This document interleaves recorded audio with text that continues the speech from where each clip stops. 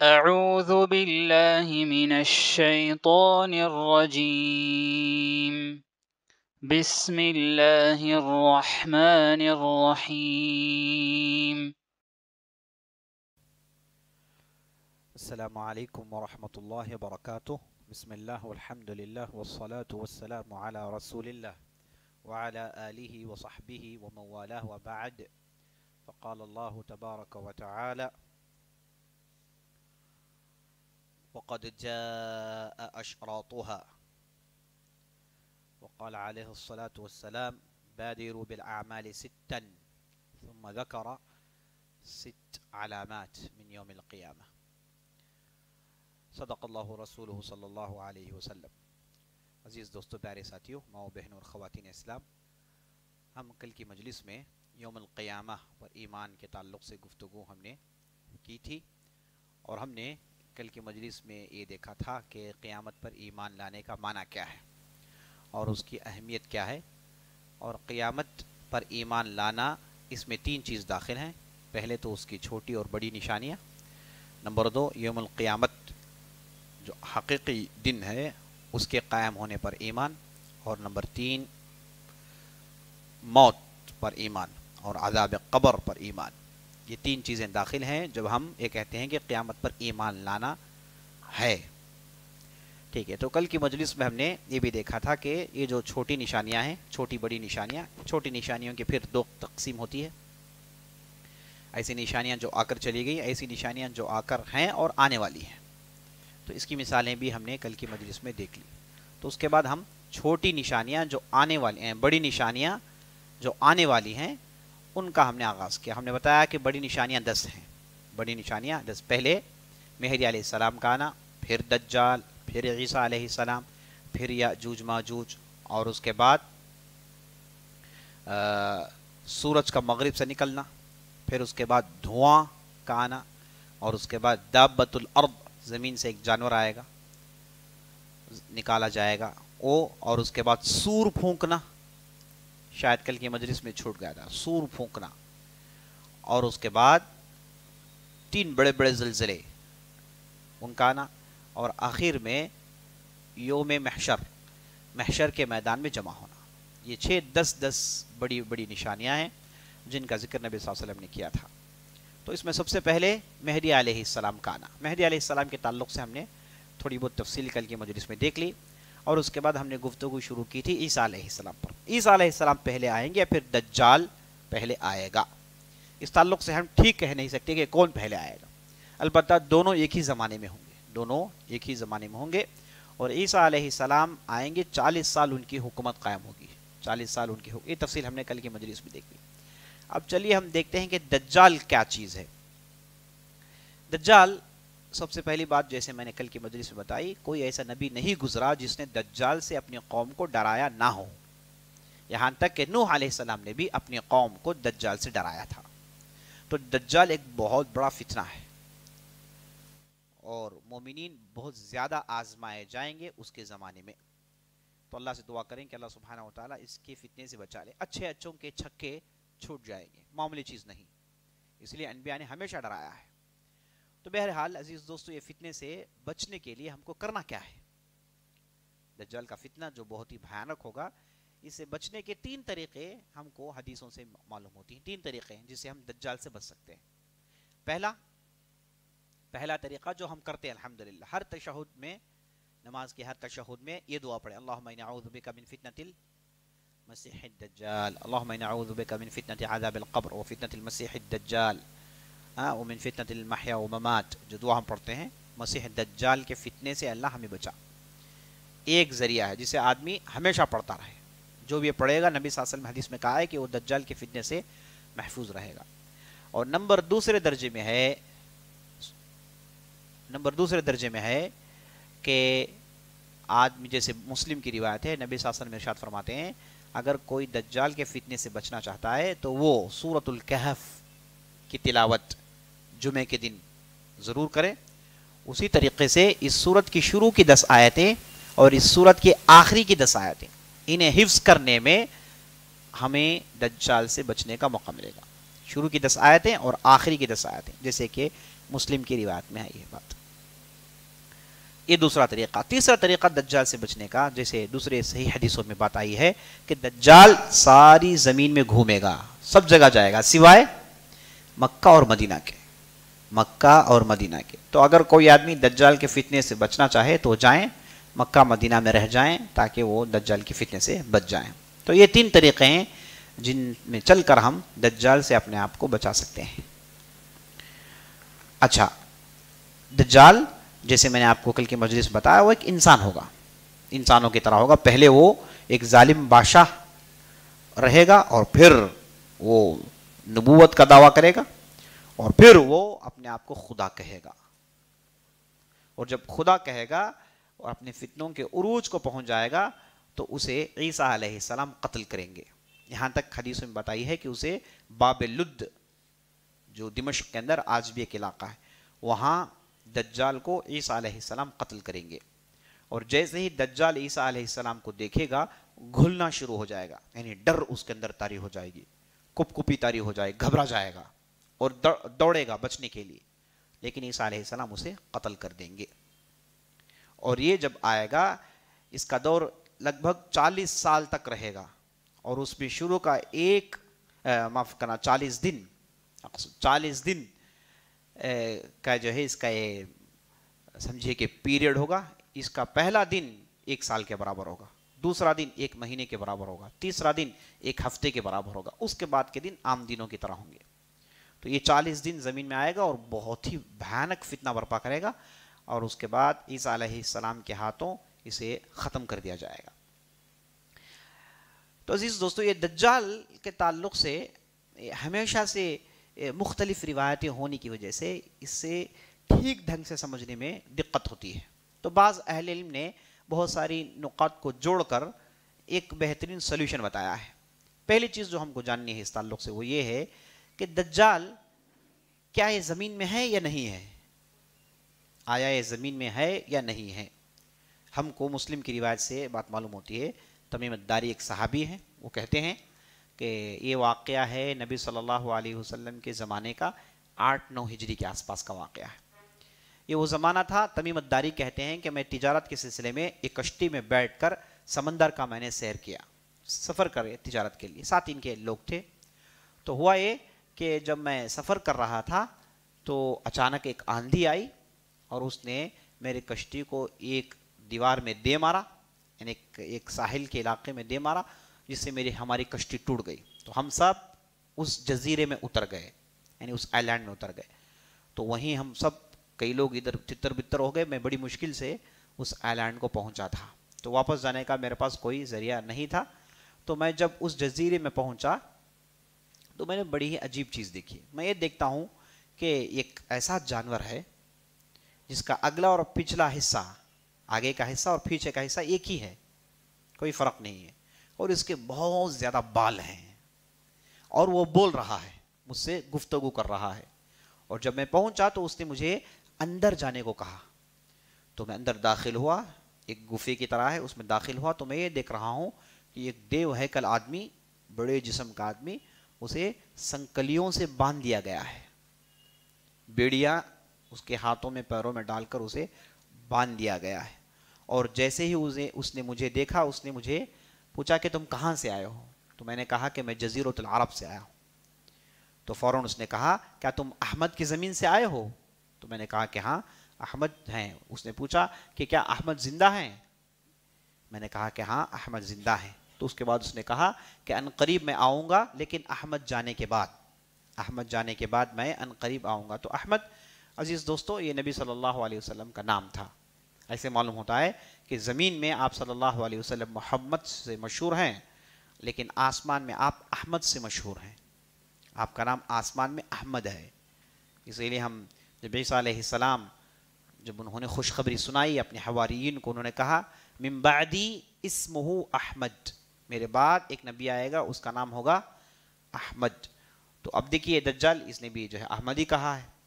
تو اس سے معلوم ہوا کہ زمین میں آپ صلی اللہ علیہ وسلم کا نام محمد ہے، آسمانوں میں شاید واللہ عالم احمد سے آپ صلی اللہ علیہ وسلم مشہور ہیں. تو اس کے بعد وہ آدمی نے یہ کہہ کے مجھے اس نے باہر جانے کو کہا. میں باہر آ گیا اور میں یہ منظر دیکھ کر کافی ڈر گیا تھا. اور اس نے جو سوال کیا اس میں یہ بھی سوال تھا کہ کیا جزیرۃ العرب میں ندیاں نکل آئی ہیں؟ میں نے کہا کہ ابھی ندیاں نہیں نکل آئی ہیں. اس کے بعد کہا کہ جزیرۃ العرب کیا ہرا بھرا ہو چکا ہے، گرینری آ چکی ہے؟ تو میں نے کہا کہ نہیں. تو اس نے کہا کہ ان قریب جزیرۃ العرب ہرا بھرا ہو جائے گا اور اس میں ندیاں نکل آئیں گی، اور وہ زمانہ ہوگا جب میں آؤں گا جزیرۃ العرب. تو یہ اس نے 3 نشانیاں سنائی. پہلی نشانی اس نے کہا کہ نبی صلی اللہ علیہ وسلم کا جانا، نمبر 2 جزیرۃ العرب میں ندیوں کا نکل آنا، اور نمبر 3 ہرا بھرا ہو جانا. جزیرۃ العرب ہے جو صحرا ہے، وہاں گھاس اگتی نہیں ہے. تو یہ مانا کہ قیامت کے قریب بالکل ہرا بھرا ہو جائے گا. اور نبی صلی اللہ علیہ وسلم کی دیکھی پیشن گوئی کتنی سچی نکل آئی. اب پوری حکومت اپنا پورا مال لگا رہی ہے ٹورزم کو ڈیولپ کرنے کے لیے. ٹورزم کو ڈیولپ کرنے کے لیے حکومت بڑا بڑا انویسٹمنٹ کر رہی ہے. اب فی الحال سعودی عرب گورنمنٹ اس کا جو ہے نظر پیٹرول سے ہٹ گیا ہے نا. اب وہ لوگ ٹورزم ڈیولپ کرنا چاہتے ہیں، سولار انرجی ڈیولپ کرنا چاہتے ہیں. اس میں انہوں نے اپنے پورا پیسہ لگایا ہے. تو ٹورزم میں دیکھیے کیا کیا نہیں ہو رہا، کتنے پیسے نہیں لگا رہے ہیں لوگ. چپا چپا اس کی حفاظت ہو رہی ہے، پہاڑ پہاڑ اس کی حفاظت ہو رہی ہے نا. اسے ٹورزم بنانے کے لیے اور ہرا بھرا بنانے کے لیے کیا کچھ نہیں کر رہے ہیں. ہندوستان سے مٹی منگاتے ہیں، دوسرے ملکوں سے جھاڑیاں درخت منگاتے ہیں اور اگا رہے ہیں. ہرا بھرا بنانے کی پوری مکمل کوشش ہے ان لوگوں کی. سبحان اللہ. دیکھیے نبی صلی اللہ علیہ وسلم کی بات کس حد تک صحیح آ رہی ہے. اور نبی صلی اللہ علیہ وسلم نے ایک حدیث میں بھی کہا جو کہ چھوٹی نشانیوں میں سے ہے کہ قیامت اس وقت تک قائم نہیں ہوگی جب تک کہ لوگ ذوالخلیصہ کی عبادت نہ کر لیں. ایک بت ہے، اس کا نام ہے یہ، اور یہ بت جو ہے قبیلے دوس میں ہوا کرتا تھا. جاہلیت میں دوس قبیلے والے اسی کی عبادت کرتے تھے. تو نبی صلی اللہ علیہ وسلم نے کہا کہ اس ذوالخلیصہ کی عبادت ہوگی قیامت سے پہلے. تو آج ٹورزم کے نام سے اس بت کی بھی حفاظت ہو رہی ہے. یونیسکو سے اسے ریکگنیشن ملا ہے کہ کوئی ایسے چیزوں کے قریب کوئی توڑے گا نہیں، اسے پھوڑے گا نہیں. دیکھیے کس طریقے سے نبی صلی اللہ علیہ وسلم کی بات سچی ہو رہی ہے. اللہ اکبر.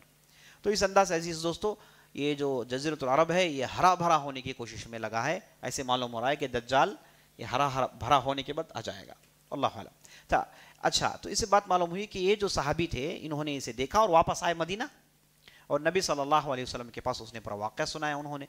تو نبی صلی اللہ علیہ وسلم ممبر پر چڑھ گئے اور لوگوں سے کہا کہ لوگوں، میں نے تم نے کہا تھا، میں نے تمہیں یہ چیز بتائی تھی کہ ہے دجال زمین میں. دیکھو یہ میرے صحابی جن کا نام تمیم الداری ہے، انہوں نے دجال سے ملاقات کی ہے. اور اس کے بعد انہیں حکم دیتے ہیں اور تمیم الداری اپنا پورا واقعہ سناتے ہیں. تو صحیح مسلم میں روایت موجود ہے، صحیح روایت ہے. تو اس سے معلوم ہوا کہ صحابی نے دیکھا ہے. ایک چیز ہو گئی. اچھا، اس کے علاوہ بعض روایتوں سے بات معلوم ہوتی ہے کہ نبی صلی اللہ علیہ وسلم کے زمانے میں ایک صاحب تھے جن کا نام تھا ابن الصبا. یہ صاحب کے تعلق سے صحابہ کے پاس ڈاؤٹ تھا کہ کہیں یہ دجال نہ ہو. ٹھیک ہے، ایک صاحب، ایک انسان، اور یہودی تھا وہ، اور اس کی حرکتوں سے ایسے محسوس ہو رہا تھا کہ وہ ایک جادوگر ہے. تو جب لوگوں کے درمیان یہ بات پھیل گئی کہ ابن الصبا یہ جو ہے یہ دجال ہے، ایک ایسے مغالطہ پیدا ہو گیا. اس وجہ سے مغالطہ پیدا ہو گیا کہ ایک صحابی جو اسے جانتے تھے وہ مسلمان ہو چکا تھا اور اس کی ایک ماں بھی ہوا کرتی تھی. تو ایک صحابی جو اس کے قریب تھے تو اس کے پاس بعض عجیب و غریب حرکتیں انہوں نے دیکھی اپنی گفتگو میں، اپنی بات چیت میں، ہے نا. کبھی کبھار اس نے یہ بھی کہا کہ میں ہی دجال ہوں، ایسی باتیں بھی اس نے کی تھی. اس لیے صحابہ میں مغالطہ پھیل گیا کہ یہی دجال ہو سکتا ہے. تو بات پھیلی مدینے میں سب کو معلوم، یہاں تک کہ عمر بن خطاب کو بات معلوم ہو گئی. تو عمر بن خطاب نے چیک کرنے کے لیے وہ اصل میں وہ جو تھا ٹھیک مدینے میں نہیں تھا بلکہ مدینے کے ضواحی، مدینے کے باہر آؤٹ اسکرٹس میں وہ ہوا کرتا تھا. تو عمر بن خطاب نے اسے دیکھنے کے لیے گئے تھے ادھر. اور جب گئے تو اس کے گھر کے سامنے ایک چھوٹا سا باغیچہ تھا اور باغیچے میں اس کا گھر ہوا کرتا تھا. تو عمر بن خطاب نے چھپ کر اسے دیکھا، ڈھالیوں کے آڑ میں دیکھنے کی کوشش کی. تو دیکھ رہے ہیں کہ وہ کچھ پڑھ رہا ہے، کچھ بک رہا ہے اور حرکتیں عجیب و غریب کر رہا ہے. تو عمر بن خطاب نے قریب گئے اور ان سے پوچھا کہ تم دجال ہو؟ اس نے کہا کہ ہاں، کبھی ہاں کہتا ہے کبھی نہ۔ اس کے بعد آئے واپس اور آ کے نبی صلی اللہ علیہ وسلم کو بتایا، تو نبی صلی اللہ علیہ وسلم نے کہا کہ ڈرنے کی کوئی ضرورت نہیں، اگر وہ دجال ہو تو میں زندہ ہوں تو میرے ہاتھوں وہ قتل کر دیا جائے گا، میرے ہاتھوں وہ قتل کر دیا جائے گا۔ تو یہ تھا، یہ معاملہ تھا، اور اس کے بعد نبی صلی اللہ علیہ وسلم کی وفات ہو گئی تھی، اور یہ صاحب تھے مدینے میں، اور ایک صحابی ہیں جن کا نام ابو سعید الخدری رضی اللہ عنہ، وہ اس کے ساتھ ان کے دوستی بھی تھی، سمجھیے آپ۔ تو ایک سفر میں دو ساتھ جا رہے تھے، ایک سفر میں دونوں ساتھ جا رہے تھے، تو ابو سعید الخدری کہتے ہیں کہ میں اس کے قریب دوستی میں اس کے قریب ہو گیا تھا، تو میں نے بہت ساری باتیں اسے پوچھی، تو میں اس کے ساتھ جب جا رہا تھا سفر میں، ہم ایک مرتبہ اکیلے ہو گئے تھے، وہ میرے بغل میں بیٹھا ہوا، تو میں بھی اس کے ساتھ گفتگو میں نے شروع کر دی، تو میں نے اسے پوچھا کہ تم کیا ہو؟ تو اس نے اپنا نام بتایا، فلان چیز بتائی، فلان چیز بتائی، اور اس کے بعد کہتے ہیں کہ باتوں باتیں میں نے پوچھا کہ تم دجال ہو؟ تو اس نے ایسا جواب دیا جس میں ہاں بھی نہیں تھا نہ بھی نہیں تھا، اور انہوں نے کہا کہ لوگ تمہارے تعلق سے اس شک کرتے ہیں، تو اس نے پھر ایسا جواب دیا جس میں اس نے انکار نہیں کیا ہے نا۔ اور اس کی باتیں سن کر ابو سعید الخدری ڈر جاتے ہیں، اور اس کے بعد اس کی صحبت چھوڑ دیتے ہیں، اور اس کے بعد ایسے معلوم ہوتا ہے کہ وہ صاحب مدینے میں ہی تھے اور مدینے وفات پائے۔ تو صحابہ کے پاس بعض روایتوں سے بات معلوم ہوتی ہے کہ یہ دجال تھا۔ اچھا، اگر یہ دجال ہے تو تمیم الداری نے جزیرت فلان جزیرے میں جو دیکھا تھا، وہ جزیرے میں تھا وہ پھر کون؟ ٹھیک ہے، اچھا یہ دو دجال ہیں، تو قیامت کے قریب جو آئے گا وہ کون دجال؟ تو یہ مختلف روایتیں ہیں، اور اکثر روایتیں یہ جو میں بتا رہا ہوں یہ صحیح ہے، بعض بخاری مسلم میں ہے، تو انہیں کیسے جوڑا جائے، کیسے سمجھا جائے؟ تو ابن حجر رحمۃ اللہ علیہ نے بہترین انداز سے ان تمام روایتوں کو جوڑ کر حل نکالا۔ پہلا انہوں نے کہا کہ دیکھیے، یہ جو دجال ہے اس کے دو وجود ہیں، ایک قیامت کے قریب اس کا ایک وجود، اس سے پہلے اس کا ایک وجود، یعنی اس کا یہ جو ہے زمین میں ہے، کئی سالوں سے ہے، اس کا علم شاید ہر نبی کو تھا، اس لیے انہوں نے ڈرایا تھا۔ تو اس کا زمین میں ہونا جب تک کہ عیسیٰ علیہ السلام سے قتل نہ کر دیں، یہ سب کو معلوم ہے، وہ ہوگا، رہا ہے زمین میں، ٹھیک ہے۔ اور یہ اس دجال اس ظہور کو تمیم الداری نے دیکھا تھا، اور وہ اللہ نے اسے ایسی قدرت دی تھی کہ وہ زمین میں بھیس بدل کر انسانوں کی طرح بھی اس نے ایک مدت گزاری، جو ہو سکتا ہے کہ مدینے کا دور ہو، اور یہ اپنے حقیقی شکل میں قیامت کے قریب آئے گا، جس کا ذکر ہم روایتوں میں دیکھتے ہیں۔ تو اس طریقے سے انہوں نے جوڑنے کی کوشش کی، کہا کہ اس کے دو وجود ہیں، اس کے دو وجود ہیں، اور اللہ آزمائش کے لیے اللہ نے ایسے رکھ دیا ہے، واللہ عالم، یہ انہوں نے اس کی کوشش کی۔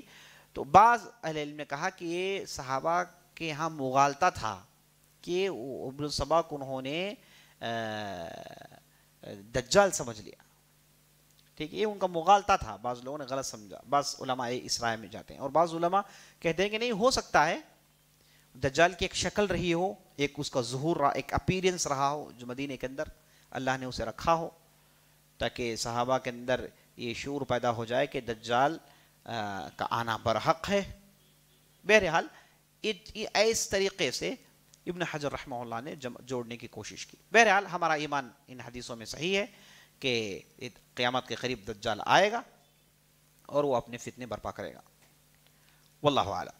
تو یہ عزیز دوستو، یہ صاحب کے تعلق سے عام طور پر جو مغالطہ ہوتا ہے۔ اچھا، دجال آئے گا، جیسے میں نے آپ کو بتایا، زبردست فتنہ برپا کرے گا، حکومت کرے گا، لوٹے گا لوگوں کو، اور آخر کار عیسیٰ علیہ السلام کے ہاتھوں سے قتل کر دیا جائے گا۔ اچھا، جب عیسیٰ علیہ السلام دجال کو قتل کر دیں گے تو اس کے بعد پھر امن کا دور ہوگا۔ یہ دجال، یہ اس کے قتل کرنے کے بعد پورے فتنے ختم ہو جائیں گے، اکثر فتنے ختم ہو جائیں گے، زمین میں امن و امان قائم ہو جائے گا، اور تب عیسیٰ علیہ السلام کی 40 سال کی حکومت ہوگی۔ اور جب عیسیٰ علیہ السلام کی 40 سال کی حکومت ختم ہونے کو آگی، تو وہاں پر ظہور ہوگا یاجوج و ماجوج کا، یاجوج و ماجوج، ان یاجوج و ماجوج مفسدون فی الارض، قرآن میں آیا ہے، وہم من کل حدب ینسلون، قرآن میں آیا ہے نا۔ یہ قیامت کے قریب ہم یاجوج ماجوج کو بھیجیں گے جو ہر وادی سے بہتے ہوئے آئیں گے، بڑی تعداد میں آئیں گے. تو یاجوج ماجوج زمین میں فتنہ برپا کرتے ہیں. یہ سورہ کہف کے اندر موجود ہے. تو اسے معلوم ہوا کہ یاجوج ماجوج ایک چیز ہے، برحق ہے، اور حدیثوں سے بھی ثابت ہے کہ یہ عیسیٰ علیہ السلام کے زمانے میں آئیں گے. تو یاجوج ماجوج زمین میں آئیں گے. یاجوج ماجوج کون ہے؟ یاجوج ماجوج عزیز تو قبیلے کا نام ہے. یاجوج ماجوج کوئی الگ مخلوق نہیں ہے. نہ یاجوج ماجوج کے تعلق سے اتنے ضعیف روایتیں، بعض لوگ کہتے ہیں کہ ان میں سے بعض ہوں گے جو پہاڑوں کی طرح اونچے ہوں گے اور بعض ہوں گے چونٹیوں کی طرح چھوٹے ہوں گے. ان میں سے بعض کے کان اتنے بڑے ہوں گے کہ وہ ایک کان میں سوئیں گے، دوسرے کان میں اپنے آپ کو اوڑھ لیں گے، ہے نا. اتنے بڑے بڑے کان ہوں گے، فلاں فلاں ہوں گے. سب ضعیف روایتیں ہیں. یاجوج ماجوج وہ قبیلے سے ہوں گے ایک. یہ قبیلے کا نام ہے. یاجوج و ماجوج قبیلے کا نام ہے. اور یہ تھے زمین میں، اور یہ آدم کی اولاد میں سے ہیں. کٹ ہو گیا؟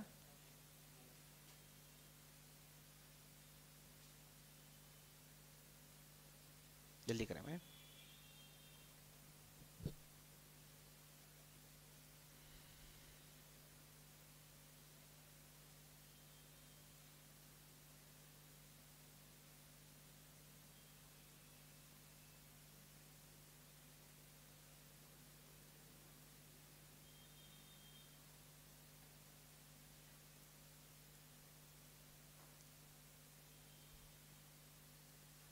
کیوں نیٹ نہیں ہے؟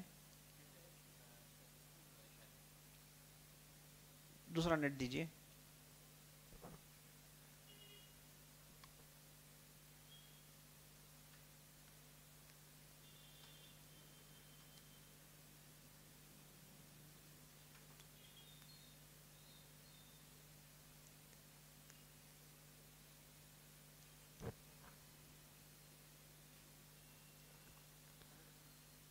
نہیں ہے؟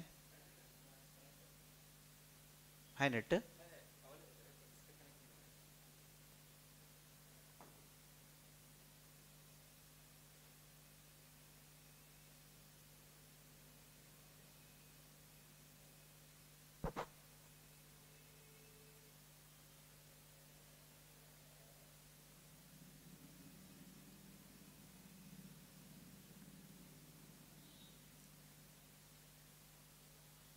کنیکٹ ہوگا.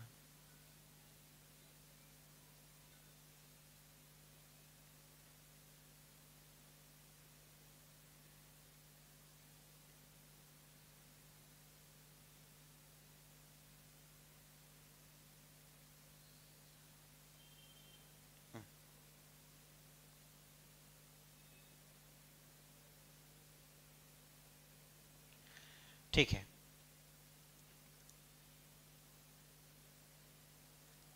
معافی چاہیں گے، تھوڑا نیٹ کنیکٹ ہوگا، ڈسکنیکٹ ہو گیا.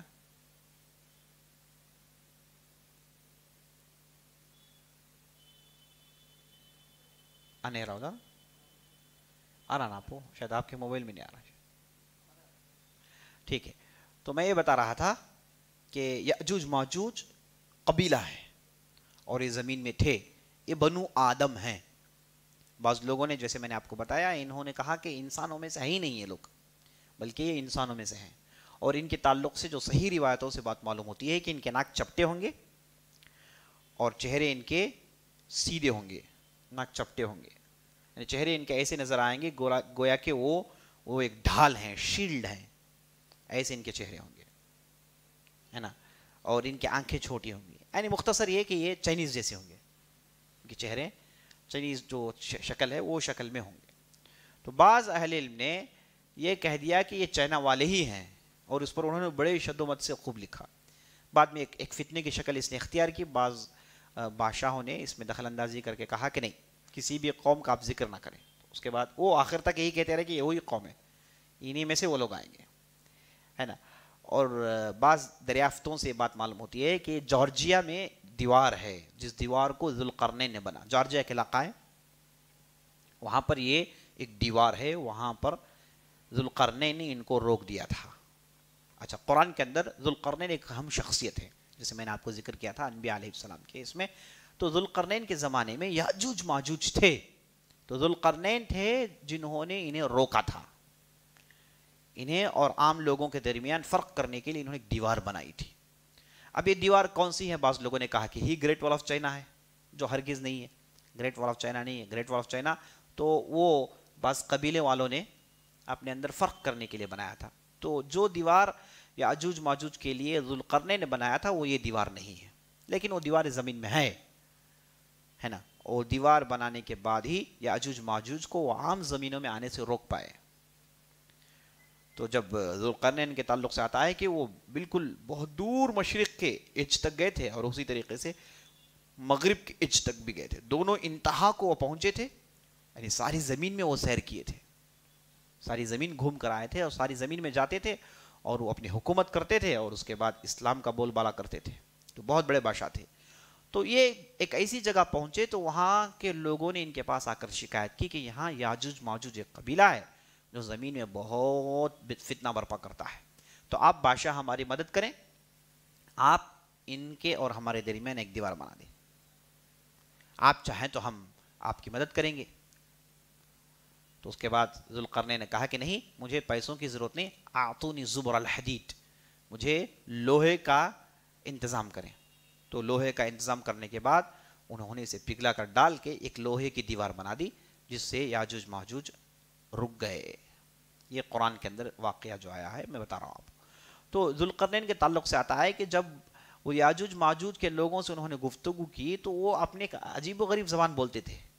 ذوالقرنین ان کے پاس جو چیز ہے اسے سمجھنے کے لیے انہوں نے 100 مترجمین کا استفادہ اٹھایا، یعنی 100 ٹرانسلیٹرز لے کر آئے تاکہ ان کی بات سمجھے. یعنی بادشاہ ایسا ہی ہوتا ہے، بغیر سمجھے فیصلے نہیں کرتا. یہ حقیقی بادشاہ، یعنی ان کی بات سمجھنے کی کوشش کی جائے، ہر آدمی کو اس کی بات کہنے کی، سننے کی، اس کی جو ہے کوشش کی جائے، اسے بات بولو. تو 100 ٹرانسلیٹر، کہ 100 ٹرانسلیٹرز کا کیا معنی؟ معنی یہ کہ ایک زبان جو یاجوج ماجوج بولتے تھے جسے ذوالقرنین نہیں سمجھ پاتے تھے، تو وہ جو زبان جو یاجوج ماجوج بولتے تھے اسے سمجھنے والا ایک آدمی تھا. اچھا، وہ آدمی جو زبان بولتا تھا وہ بھی ذوالقرنین کو سمجھ میں نہیں آتی. تو اس کے بعد ایک تیسرا آدمی کو لایا جس سے وہ زبان سمجھتا تھا، لیکن وہ زبان میں ٹرانسلیٹ کر سکتا تھا، وہ پھر ذوالقرنین کی زبان نہیں تھی. تو اس طریقے سے 100 لوگوں کو استعمال کر کے ذوالقرنین نے اس قوم کی بات سمجھی. اس کے بعد انہوں نے فیصلہ کیا. تو یاجوج ماجوج کو ذوالقرنین علیہ السلام نے بند کیا. اور نبی صلی اللہ علیہ وسلم، حدیث سے ثابت ہے بخاری وغیرہ، کہ ایک مرتبہ آپ صلی اللہ علیہ وسلم ام ہانی ایک صحابیہ تھی، ان کے ہاں لیٹے ہوئے تھے، تو اچانک اٹھے اور آپ صلی اللہ علیہ وسلم گھبرائے ہوئے تھے. تو ام ہانی رضی اللہ عنہ نے پوچھا کہ یا رسول اللہ آپ اتنے گھبرائے کیوں ہیں؟ تو نبی صلی اللہ علیہ وسلم نے کہا ویل للعرب من شر قد اقترب، کہا کہ عرب کے لیے بربادی ہو ایسے شر سے جو قریب آ چکا ہے. تو اس کے بعد آپ صلی اللہ علیہ وسلم نے کہا کہ ذوالقرنین نے جس دیوار کو بنایا تھا اس میں اتنا چھید نکل آیا ہے، تو وہ مسلسل باہر آنے کی کوشش کر رہے ہیں، چھید بنا رہے ہیں، اور ایک دن جب یہ چھید بڑا ہو جائے گا وہ نکل پائیں گے تو باہر آ جائیں گے. تو یہ وہ زمانہ ہوگا جب عیسیٰ علیہ السلام کا دور ہوگا اور وہ چھید بنانے میں کامیاب ہو جائیں گے اور پورے باہر آ جائیں گے. اچھا، یہ زمین میں ہے کہاں؟ اگر زمین میں ہے تو ہم کو تو معلوم ہونا چاہیے.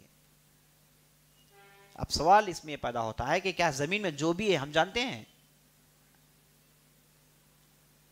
ہے نا، چاہے آپ کے پاس ناسا ہو، چاہے آپ کے پاس فلاں فلاں ہو، جو بھی آپ کی ترقی ہو، جو بھی آپ کی ٹیکنالوجی ہو، اس سے انسان ابھی بھی زمین کے بہت سارے حصوں کو ایکسپلور نہیں کر پایا. یاد رکھ لیجیے، یہ حقیقت ہے. آپ زمین تو زمین چھوڑیے، میں کہوں گا کہ افریقہ، یہ جو افریقہ ہے اسے ٹھیک ڈھنگ سے ابھی ایکسپلور یہ لوگ نہیں کر پائے ہیں. بہت سارے علاقے جو میپ میں نہیں آ رہے ہیں، بہت سارے ایسے علاقے ہیں جو میپ میں نہیں آتے آپ کے. یہ جو میپ ہے یہ کوئی ایگزیکٹ میپ نہیں ہے، یاد رکھ لیجیے آپ، یہ خیالی میپ ہے، اس میں بہت ساری چیزیں چھوٹ گئی ہیں. یہ پہلی بات. دوسری بات، اگر وہ میپ میں بھی آ جائیں، کیا ہر چیز کے بارے میں نالج ہے؟ ہر چیز کو ایکسپلور کر سکتے ہیں؟ نہیں کر سکتے. یہ دعویٰ کرتے ہیں کہ ہم زمین میں چاہے آدمی جہاں بھی ہو ہم لے کر آئیں گے، ان کا دعویٰ ہے، لیکن اس دعویٰ میں کس حد تک یہ سچے ہیں؟ ایک مثال آپ برموڈا ٹرائنگل کے لے لیجیے. جو برموڈا ٹرائنگل ہے یہ جو پیسفک اوشن میں، اس کے بارے میں کیا تفصیل معلوم ہے؟ وہاں تو کشتیاں غائب ہو جاتی ہیں، ہوائی جہاز غائب ہو جاتے ہیں. یہ آپ کی بات ہے، لائیو بات ہے. کیا ان کے پاس انفارمیشن ہے؟ انہوں نے کیا کر لیا اسے روکنے کے لیے؟ یا پھر وہاں کیا ہے کہ وہاں کیا اتنا کچھ ہو جاتا ہے کسی کو نہیں معلوم یاد رکھ لیجیے. ایسی زمین میں بہت ساری جگہیں ہیں. ایک مثال کے طور پر آپ ایسٹر آئی لینڈ کو لے لیجیے. ایسٹر آئی لینڈ ایک آئی لینڈ ہے زمین میں, ہے نا, بہت دور جا کے نیٹ پہ ماری ایسٹر آئی لینڈ. وہاں پر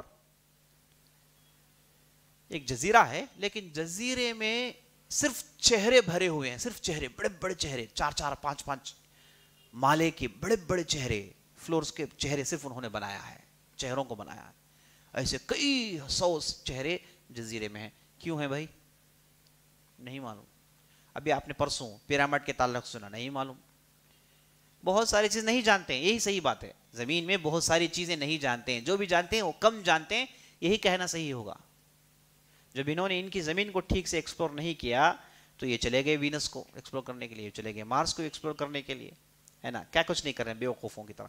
تو زمین میں بہت ساری چیزیں ایکسپلور نہیں کر پایا, یاد رکھ لیجیے آپ. یہ جو انٹارکٹیکا ہے, یہ لوگ صرف اسے کہتے ہیں کہ صرف یہاں پر آئس ہے, نہیں ہے, بہت کچھ چیزیں, بہت ساری چیزیں, ہے نا. اور اس کے بعد جو نارتھرن پول کو جاتے ہیں ادھر, ہاں ادھر وہ لوگ, ایک ہے انٹارکٹیکا تو ایک آرٹک اوپر, ہے نا, وہاں پر جاتے ہیں. اور اس کے بعد یہ جو میپ ہے, یاد رکھ لیجیے میپ مکمل نہیں ہے, بہت سی چیزیں چھوٹ گئی ہیں اس کی. اب اس کے بعد ایک بہت بڑی بحث یہ بھی ہے کہ یہ جو گلوب کی شکل میں دکھاتے ہیں, زمین گلوب ہے کہ نہیں ہے, یا پھر زمین فلیٹ ہے, ایک لمبی بحث ہے. فلیٹ ارتھرز کے نام سے بہت بڑی تعداد ہے دنیا میں جو بڑے شد و مت پورے زوروں کے ساتھ کہتی ہے کہ زمین گلوب نہیں ہے, یہ فلیٹ ہے. یہ سورج, یہ جو بھی آپ دیکھتے ہیں زمین سے بڑے نہیں ہیں, یہ صاحب زمین سے چھوٹے ہیں نا. وہ اپنا ایکسپلینیشن دیتے ہیں. اچھا, ان کے پاس ایسی ایسی چیزیں ہیں جو یہ لوگ جواب دے نہیں سکتے اسے. اب جو لوگ اس زمین کو گلوب کہتے ہیں, ان کے پاس ایسی چیزیں جو وہ لوگ جواب دے نہیں سکتے. لیکن ہم قرآن پڑھتے ہیں تو قرآن میں اللہ نے کہا کیا ہے, اللہ نے کہا کہ اللہ نے اسے پھیلا دیا, وبسطنا الارض, ہم نے زمین کو پھیلایا ہے, زمین کو پھیلایا ہے. جہاں کہیں بھی جاتے ہیں زمین کو پھیلانے کی بات ہوئی ہے. تو ہمارے علماء میں بعض لوگوں نے زمین کو کرہ مانا ہے, یعنی گلوب مانا ہے, لیکن وہ بھی یہ جدید سائنس کی بنیاد پر مانتے ہیں, یہ جو اکتشافات ہوئے اس کی بنیاد پر مانتے ہیں. ایک مسئلہ ایسے ہی ہے. اب یہ جان کے ہم کچھ کرنے والے نہیں ہیں, ہے نا, یہ سمجھیے کہ یہ ثانوی علم ہے جس کے جاننے سے اصل مسئلے میں کچھ فرق نہیں پڑتا. بہرحال تو بہت ساری چیزیں زمین میں ایسی ہیں جسے لوگوں نے اب تک دریافت نہیں کیا, اب تک پہنچے نہیں اس کے جڑ کو. تو اس سے معلوم ہوتا ہے کہ یاجوج ماجوج زمین میں ضرور ہیں, اس میں کوئی شک نہیں, اور اس کے بعد دجال زمین میں ضرور ہیں, اس میں کوئی شک نہیں. ہماری رسائی ان تک ہو نہیں پائی, اور اللہ نے ان چیزوں پر پردہ ڈال دیا, اور جب اللہ پردہ ہٹائے گا حقیقت ظاہر ہو جائے گی. ٹھیک ہے, اسے اچھی طریقے سے ہم کو جان لینا چاہیے. اچھا, تو یہ ہے عزیز دوست یاجوج ماجوج. یہ جب آئیں گے زمین میں, بہت بڑی تعداد میں آئیں گے, بہت بڑی تعداد میں آئیں گے.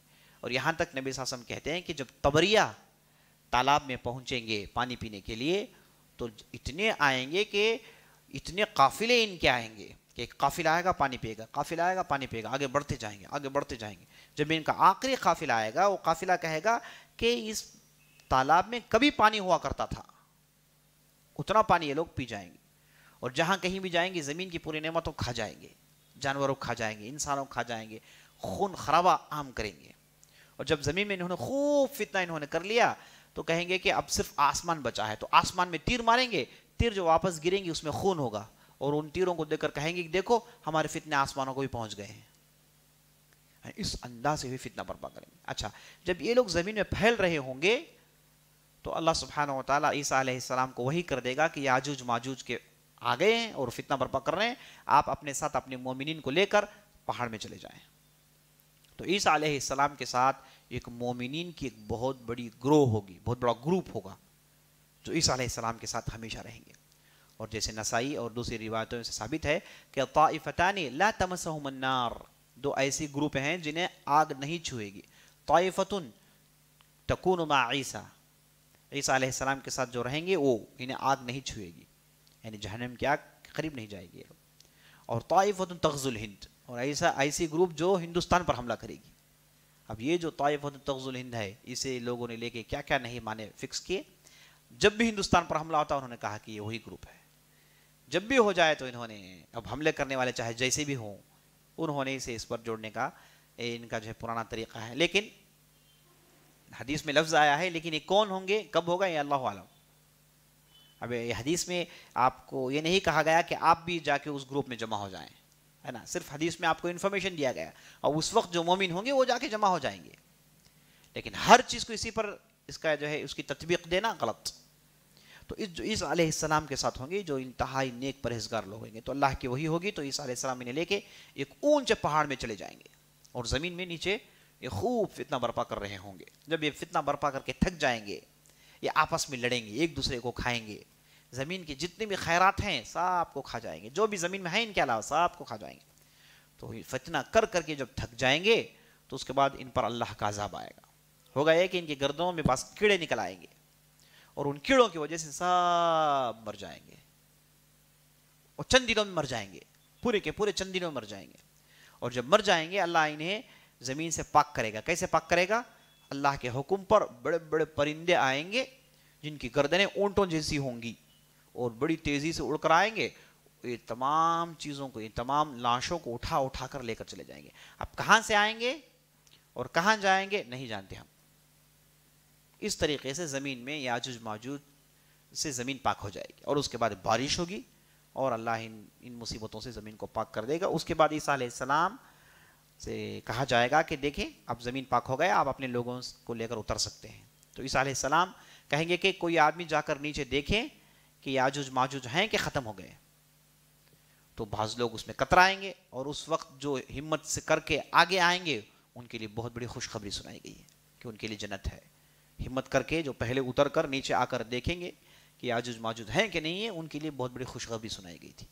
وہ نیچے آ کر دیکھیں گے اور اس کے بعد خبر پہنچائیں گے کہ دیکھیں پورے ختم ہو گئے، اب ہم زمین میں آ سکتے ہیں۔ تو پھر عیسیٰ علیہ السلام اپنے ساتھ لوگوں کو لے کر زمین میں آ جائیں گے، اور پھر عیسیٰ علیہ السلام رہیں گے وہیں۔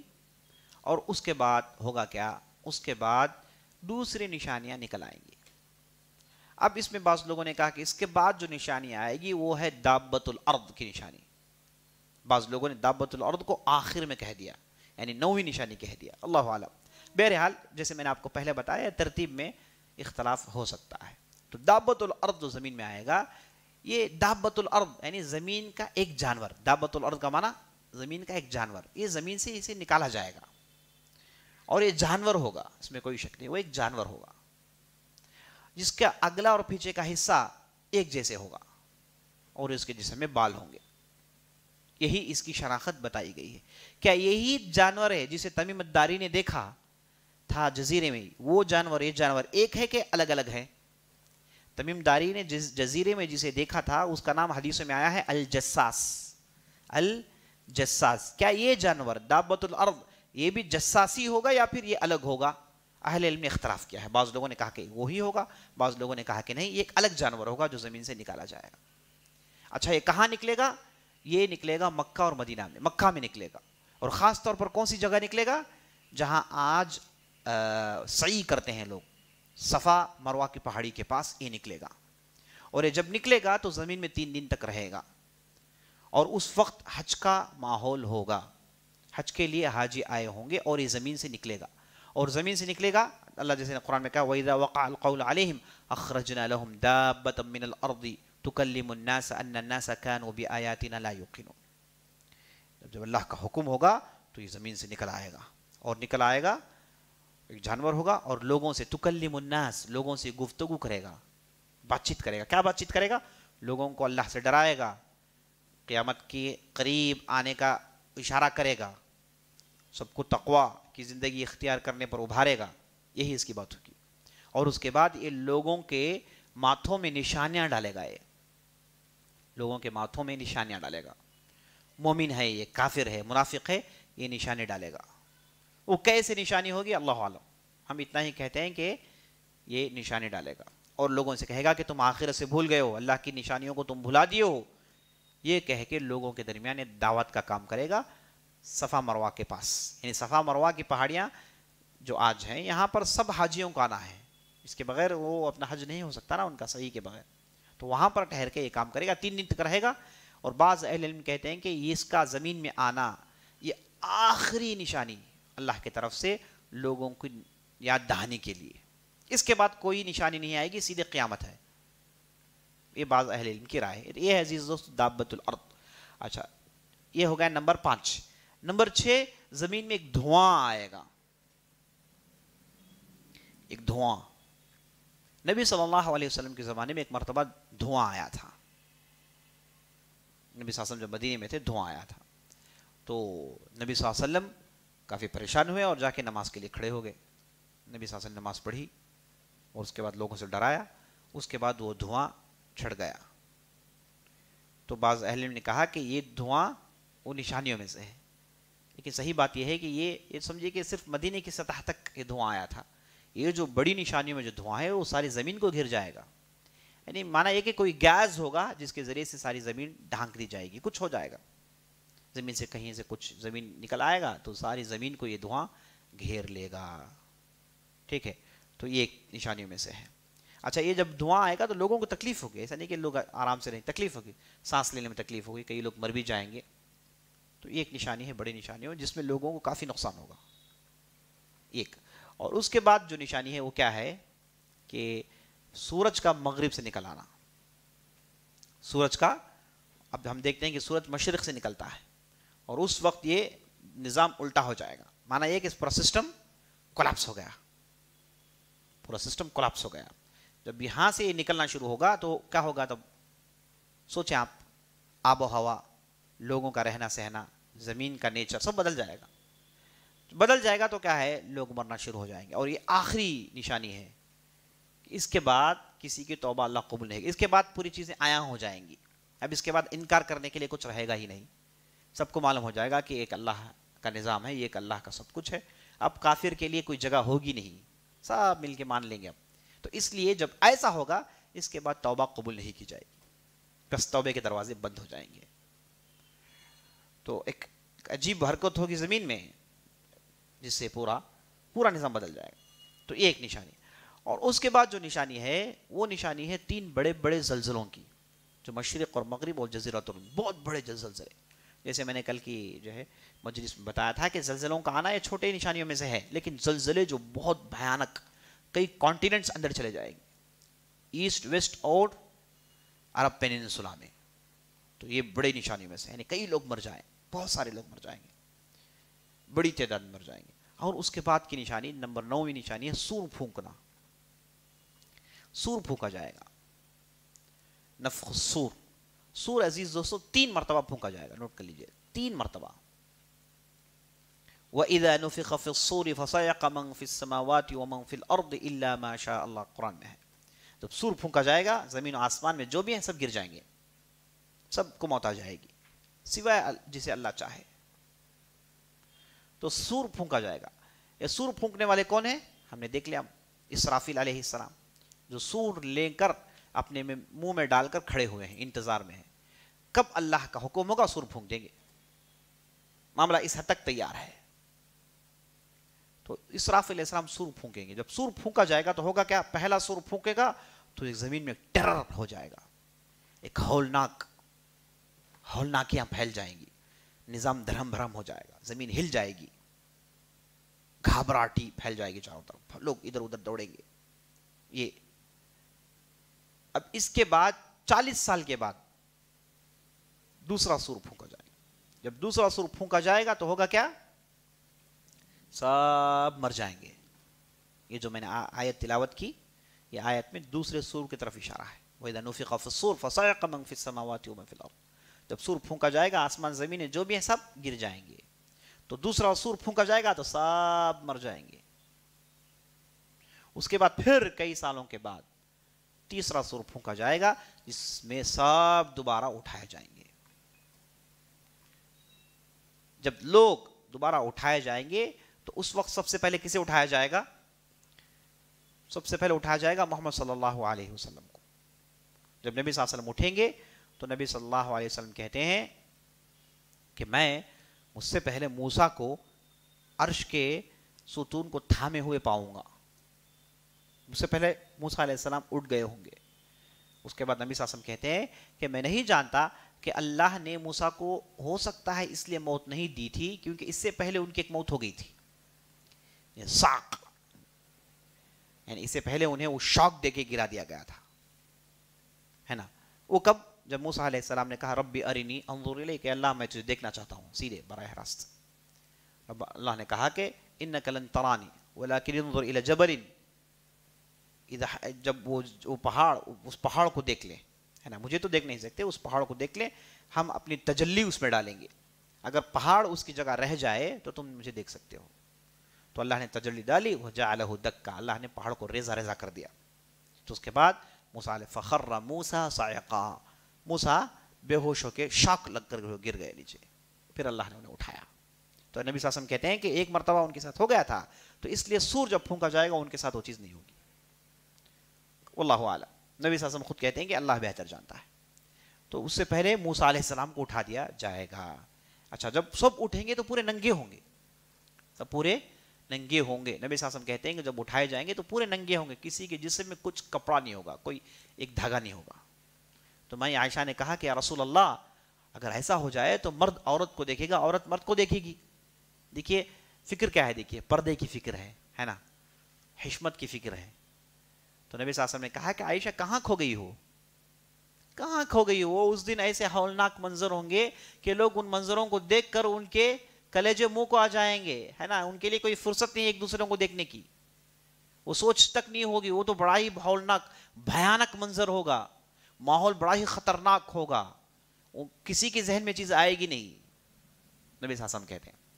تو اس سے معلوم عزیز دوستو سب ننگے اٹھیں گے، اور نبی صلی اللہ علیہ وسلم کہتے ہیں کہ سب سے پہلے جنہیں کپڑا پہنانے کے لیے دیا جائے گا وہ ہوں گے ابراہیم علیہ السلام۔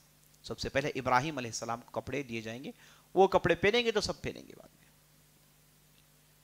تو یہ سب ننگے اٹھیں گے۔ تو کل ملا کے 3 سور، تو ہر سور اور پہلے سور اور دوسرے سور کے درمیان 40 سال، دوسرے اور تیسرے کے درمیان 40 سال، ایک سور اور دوسرے سور کے درمیان 40 سال کا فاصلہ ہوگا۔ اور اس میں ایک حدیث مجھے یاد آ رہی ہے، نبی صلی اللہ علیہ وسلم کہتے ہیں کہ جب سور پھونکی جائے گی، پہلا سور جب پھونکا جائے گا تو ہولناک منظر ہو جائے گا۔ تو نبی صلی اللہ علیہ وسلم کہتے ہیں کہ اگر کوئی آدمی کام کر رہا ہے، اگر کوئی آدمی کوئی جھاڑ بو رہا ہے، کوئی بینجی بو رہا ہے، تو اسے چاہیے کہ اگرچہ کہ اس نے سور کو سن لیا لیکن وہ بینجی مکمل کر کے جائیں، ہے نا، جو ڈالنا چاہ رہے ہیں سیڈ، اس سیڈ کو ڈالیں ٹھیک ڈھنگ سے اور اس کے بعد چھوڑ کر بھاگے۔ اس سے معلوم ہوا کہ نبی صلی اللہ علیہ وسلم کیا سکھا رہے ہیں، نبی صلی اللہ علیہ وسلم کہہ رہے ہیں کہ جب کام کریں تو پرفیکٹ کریں آپ، اگرچہ کہ سور کا آواز ہی کیوں نہ جائے، کام کریں تو پرفیکٹ کریں، یہ نبی صلی اللہ علیہ وسلم کی طرف سے اشارہ ہے۔ اسی نبی صلی اللہ علیہ وسلم کی دوسری حدیث ہے، اذا عمل عملا ان اللہ يحب المرء اذا عمل عملا فيحسنه، اللہ اس بندے کو بہت زیادہ پسند کرتا ہے جو کوئی بھی کام کرے پرفیکٹ کرتا ہے، مکمل کرتا ہے، ادھورا نہیں چھوڑتا۔ کوئی بھی چیز سیکھتا ہے تو پرفیکٹ سیکھتا ہے، وقت لگایا ہے تو وقت سے صحیح فائدہ اٹھاتا ہے، ادھورا کام نہیں چھوڑتا، اللہ ادھورا کام چھوڑنے والوں کو پسند نہیں کرتا۔ اور دوسری حدیث میں نبی صلی اللہ علیہ وسلم نے کہا خیر الاعمال ما قل ودل، تمام اچھے اعمال میں سے جو کم ہو اور ما دوم علیہ، جو کم ہو لیکن اس پر مداومت ہو، کم ہو لیکن اسے آدمی بار بار کرتا رہے، اسے روز کرے، اس کے اندر کنٹینیوٹی ہو، کنسسٹنسی ہو۔ یاد رکھ لیجیے کنسسٹنسی، استمراری کیفیت، کنسسٹنسی یہ جو ہے کنٹینیوٹی، یہ اللہ کو بہت پسند ہے۔ یہ ایک دن میں آپ نے بہت کچھ کر لیا، دوسرے دن آپ کچھ بھی نہیں کیے، یہ اللہ پسند نہیں کرتا۔ آپ اللہ کی راہ میں کنسسٹنسی کے ساتھ رہیں، اسی کو صراط مستقیم کہتے ہیں، اسی کو استقامت کہتے ہیں، اسی کو تقوی کہتے ہیں۔ آدمی ڈٹا رہے اپنی جگہ، ایک دن میں بڑے بڑے قلابے اوندانا یہ سب کر سکتے ہیں، لیکن ایک مدت تک کھڑے رہنا، صبر کے ساتھ، تحمل کے ساتھ جھیلنا، یہ یاد رکھ لیجئے بڑے دل والے ہی کر سکتے ہیں، ہر آدمی کی بس کی بات نہیں ہے۔ بہرحال تو اس انداز سے عزیز دوستو جب تیسرا سور پھونکا جائے گا سب اٹھائے جائیں گے۔ اب سب اٹھیں گے، اس کے بعد ہوگا کیا؟ سب محشر کے میدان میں جمع کیے جائیں گے۔ تو یہ ہے آخری نشانی، محشر کے میدان میں جمع ہونا۔ جو بھی اٹھیں گے قبروں سے نکلیں گے، ایک کے بعد ایک نکلیں گے، سب کو ہے نا محشر کے میدان میں جمع کر دیا جائے گا۔ تو تیسری نشانی یعنی 9ویں نشانی، جس میں جو تیسرا سور ہے، پھونکنے کے بعد دنیا ختم، دنیا ہے، عالم دنیا ختم۔ اس کے بعد جو بھی ہے وہ کیا ہے؟ عالم الآخرہ، آخرت، آخرت کا زمانہ شروع ہو جائے گا، یوم آخرت شروع ہو جائے گا، جو 50,000 سال کا ہوگا، ایک دن 50,000 سال کے برابر ہوگا، وہ شروع ہو جائے گا یوم القیامہ۔ تو 10ویں نشانی ہے یوم القیامت میں ہوگی، 9 निशानियां ज़मीन में होंगी और 10वीं निशानी यौमुल क़ियामत में होगी। और वो निशानी क्या है? सब उठेंगे और उसके बाद महशर के मैदान में जमा कर दी जाएंगी। और हदीसों से साबित है, नबी सल्लल्लाहु अलैहि वसल्लम कहते हैं कि 3 तरीके से लोग जमा किए जाएंगे महशर के मैदान में। लोग ताइफतुन तुहशर रागिबीन राहिबीन, ऐसा एक ग्रुप जमा किया जाएगा जो अल्लाह से डरते हुए, अल्लाह की रहमतों पर उम्मीद रखते हुए खशियत के साथ खुद ब खुद जाके जमा हो जाएंगे, खुद ब खुद जाके जमा हो जाएंगे। दूसरी ग्रुप होगी जो उनकी हालत बड़ी ख़राब होगी, और वो कैसे होंगे? एक ऊंट में 2, एक ऊंट में 3, एक ऊंट में 4, एक ऊंट में 10 सवार होके उस मैदान में पहुंचने की कोशिश करेंगे। और नंबर 3 वो होंगे जिन्हें आग जमा करेगी, यमन से एक आग निकलेगी जो इन लोगों को चेस करके जमा करेगी। यहां तक आता है कि अगर ये कहीं दोपहर के लिए रुक जाएं तो आग भी उनके साथ रुक जाएगी और फिर चलना शुरू कर, फिर चेस करेगी। इस अंदाज से उन लोगों को भगा भगा कर आग जमा करेगी महशर के मैदान में। 3 तरीके से लोगों को जमा किया जाएगा। जैसे मैंने आपको पहले बताया, क़यामत की निशानियां बहुत सारी ऐसी हैं जो आदमी अब बैठकर नहीं समझ सकता। अब उसके लिए बड़ा अजीब व गरीब नजर आएगा, अब उसके लिए इलॉजिक नजर आएगा, अब उस कहेगा कि मेरा दिमाग कबूल नहीं करता। लेकिन उस वक्त जाएगा वो मानेगा सब कुछ। तब है ना, हालात, आप एक हालत में रह के दूसरे हालत का तस्वुर करना मुश्किल है हर एतबार से। हो सकता है कि चंद चीजें आप समझ में आ जाए, लेकिन हर एतबार से मुमकिन नहीं, और अल्लाह उस पर कादिर है। तो इस अंदाज से अजीज दोस्तों महशर के मैदान में जमा कर दिए जाएंगे, और उसके बाद अल्लाह सुब्हानहू व तआला रब्बुल इज्जत ज़ुल जलाल वल इकराम, है ना, अल क़हार, अल जब्बार, अल मलिक, अर रहमान, जमीन में तशरीफ लाएंगे, है ना। अल्लाह उस दिन आएंगे, और जैसे अल्लाह आएंगे, जैसे अल्लाह ने कुरान में कहा वल मलाइकतु सफ़्फ़ा, है ना, क्या आया तो वजाअ रब्बुका वल मलकु सफ़्फ़न सफ़्फ़ा वजीअ यौमइज़िन बिजहन्नम। जब अल्लाह आएंगे मलाइका को सफ़ों में खड़ा कर दिया जाएगा, और सफ़ों में खड़े कोई बात करने की जुर्रत नहीं करेंगे, जिसे अल्लाह इजाज़त दे दे, और जिसके हक में अल्लाह की इजाज़त होगी वो गुफ्तगू करेगा साहब। और ये वो ज़माना होगा जब अनबिया अलैहिमुस्सलाम की हालत बड़ी नाजुक होगी। वो सब कहेंगे नफसी नफसी, सब कहेंगे कि भाई मेरी उम्मत है ठीक है, लेकिन आज का मामला कुछ और है। आज मैं अपने आप को बचा लूँ तो काफ़ी है, खुद अपने आप को बचा लूँ तो काफ़ी है। ये वो वक्त होगा जब अनबिया अलैहिमुस्सलाम सल्लिम सल्लिम कहेंगे, अल्लाह नफसी नफसी कहेंगे, अल्लाह बचा ले, अल्लाह बचा ले। ये वो ज़माना होगा। तो अल्लाह सुब्हानहू व तआला तशरीफ़ लाएंगे, और उसके बाद हिसाब किताब का सिलसिला शुरू होगा। और हिसाब किताब कैसे अजीज़ दोस्तों? फ़र्दन फ़र्दन मुलाकात होगी। ऐसा नहीं कि भीड़ भाड़ में आदमी इधर से उधर से निकल जाए, होगा नहीं, है ना। ये दुनिया नहीं है, अल्लाह की मजलिस है, अल्लाह का इज्तिमा है। फ़र्दन फ़र्दन मुलाकात होगी। हर आदमी, हमें हर आदमी अल्लाह से मुलाकात करने वाला है, और अल्लाह ने इस मुलाकात के ताल्लुक से कुरान में जिक्र कर दिया। कहाँ का अल्लाह ने क्या कहा? वमन यरजू लिक़ा रब्बिही, है ना, जो आदमी अल्लाह की मुलाकात की उम्मीद रखता है, फलयअमल अमलन सालिहा वला युशरिक बिइबादति रब्बिहा, अच्छे आमाल करें और शिर्क से बचकर आएँ, वहाँ हमारी मुलाकात होगी। तो अल्लाह सुब्हानहू व तआला से फ़र्दन फ़र्दन मुलाकात होगी। बाज़ रिवायतों से ये यहाँ तक साबित है कि अल्लाह सुब्हानहू व तआला बाज़ बंदों के गर्दनों में हाथ डालकर उन्हें कहेगा कि देखे तुम्हारी ये गलती है, तुम्हारी ये गलती है, तुम्हारी ये गलती है, तुम्हारी ये गलती है। और मोमिन पूरी गलतियों को मान लेगा, और मुनाफिक इनकार करेंगे। और जब वो इनकार करेंगे वही वो दिन होगा जब अल्लाह कहेगा अल-यौमा नख्तिमु अला अफ़वाहिहिम व तुकल्लिमुना अयदीहिम व तशहदु अर्जुलुहुम बिमा कानू यक्सिबून। अब ज़बानें बंद हो जाएंगी, तुम झूठ बोल रहे हो, चलो आपके जिस्म के हिस्से को पूछते हैं। तो चमड़ियाँ इनके खिलाफ गवाही देगी, हाथ इनके खिलाफ गवाही देंगे, पैर इनके खिलाफ गवाही देंगे। तो जब आदमी अपने झूठ को जान लेगा, सबके सामने आया हो जाएगी बात। तो इस तरीके से अजीज दोस्तों फ़र्दन फ़र्दन हिसाब किताब।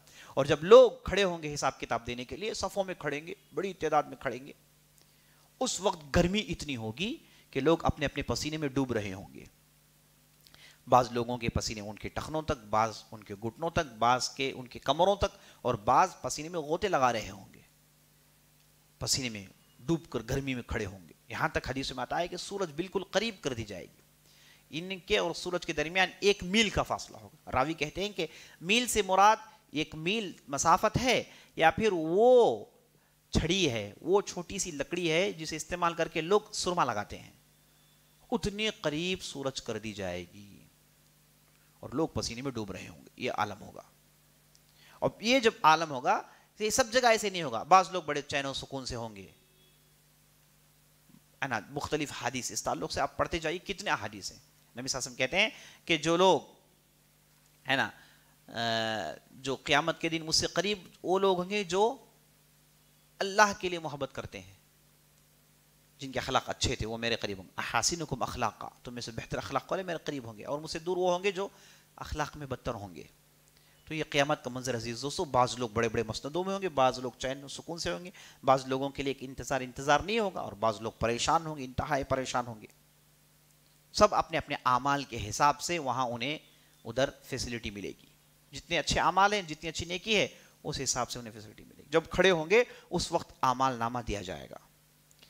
بعض لوگوں کے لیے ان کے اعمال نامے دائیں ہاتھوں میں دی جائیں گے, اور بعض لوگوں کو بائیں ہاتھ میں, اور بعض لوگوں کو پیٹھ کے پیچھے سے.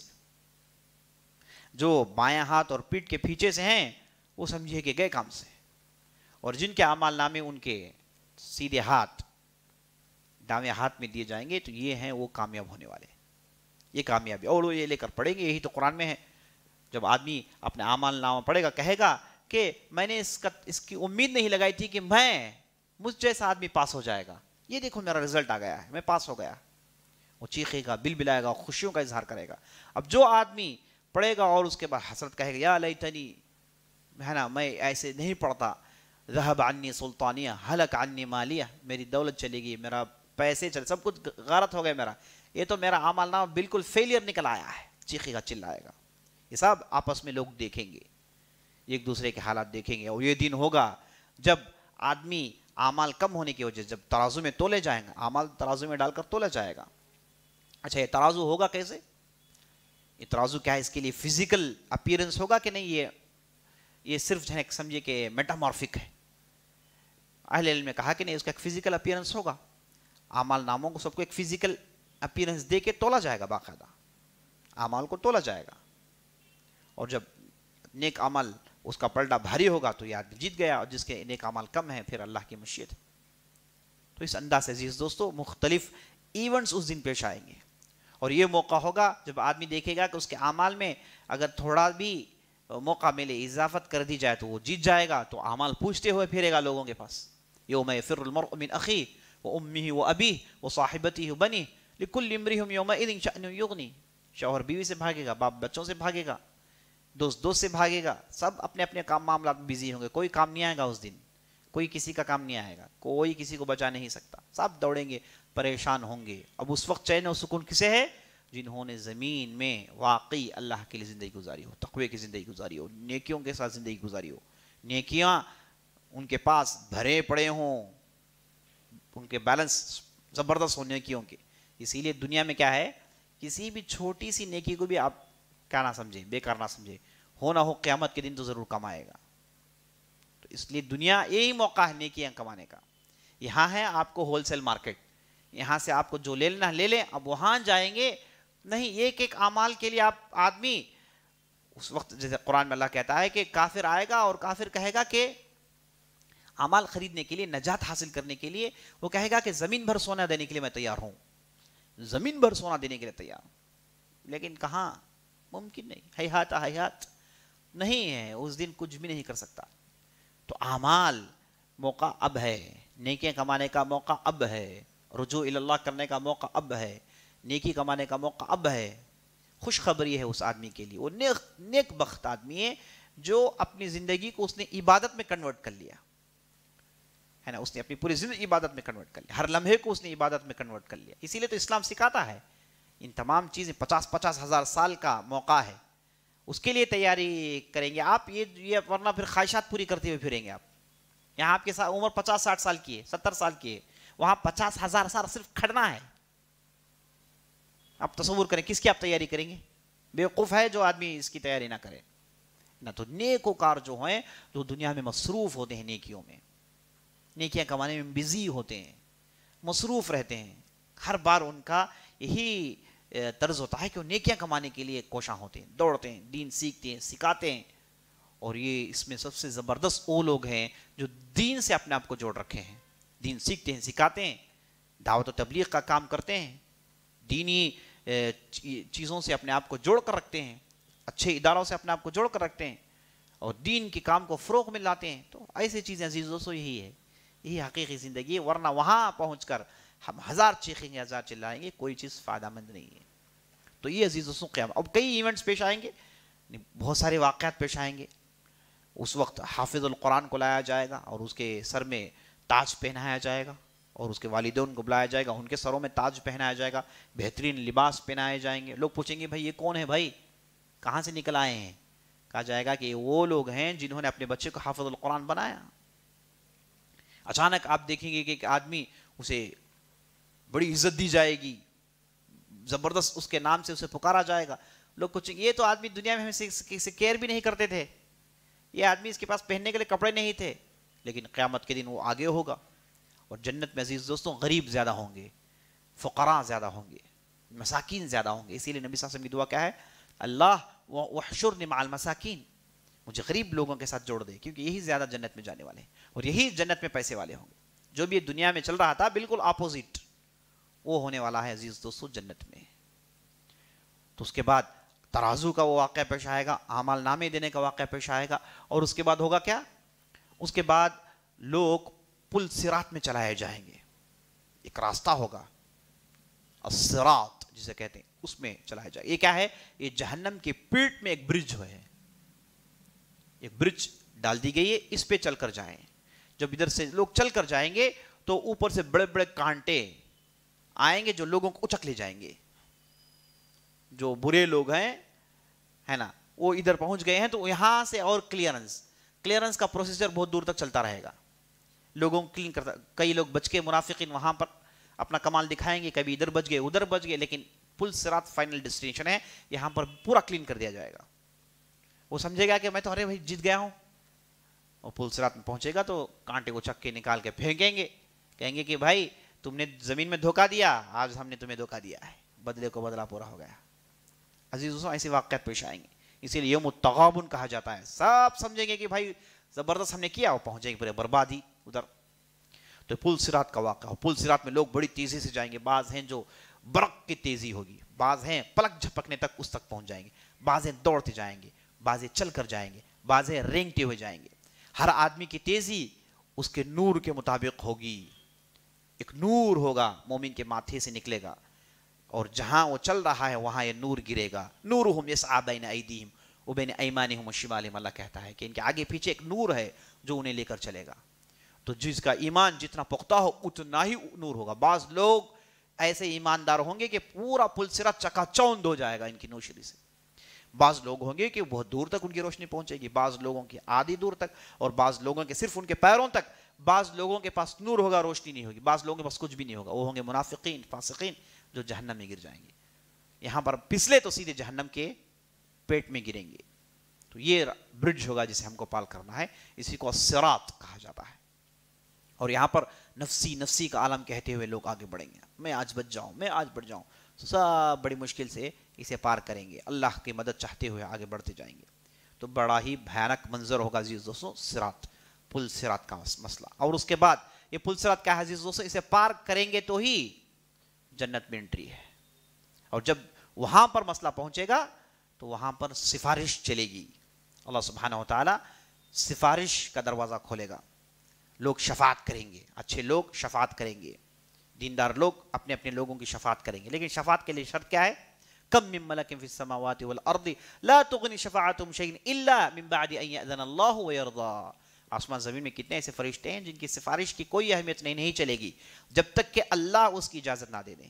اور اللہ جس کے لیے سفارش کی جاتی ہے اسے اللہ راضی نہ ہو جائیں تو اللہ کا حکم اور اللہ کی رضامندی کے ساتھ یہ دو کنڈیشنز کے ساتھ سفارش کا دروازہ کھولا جائے گا.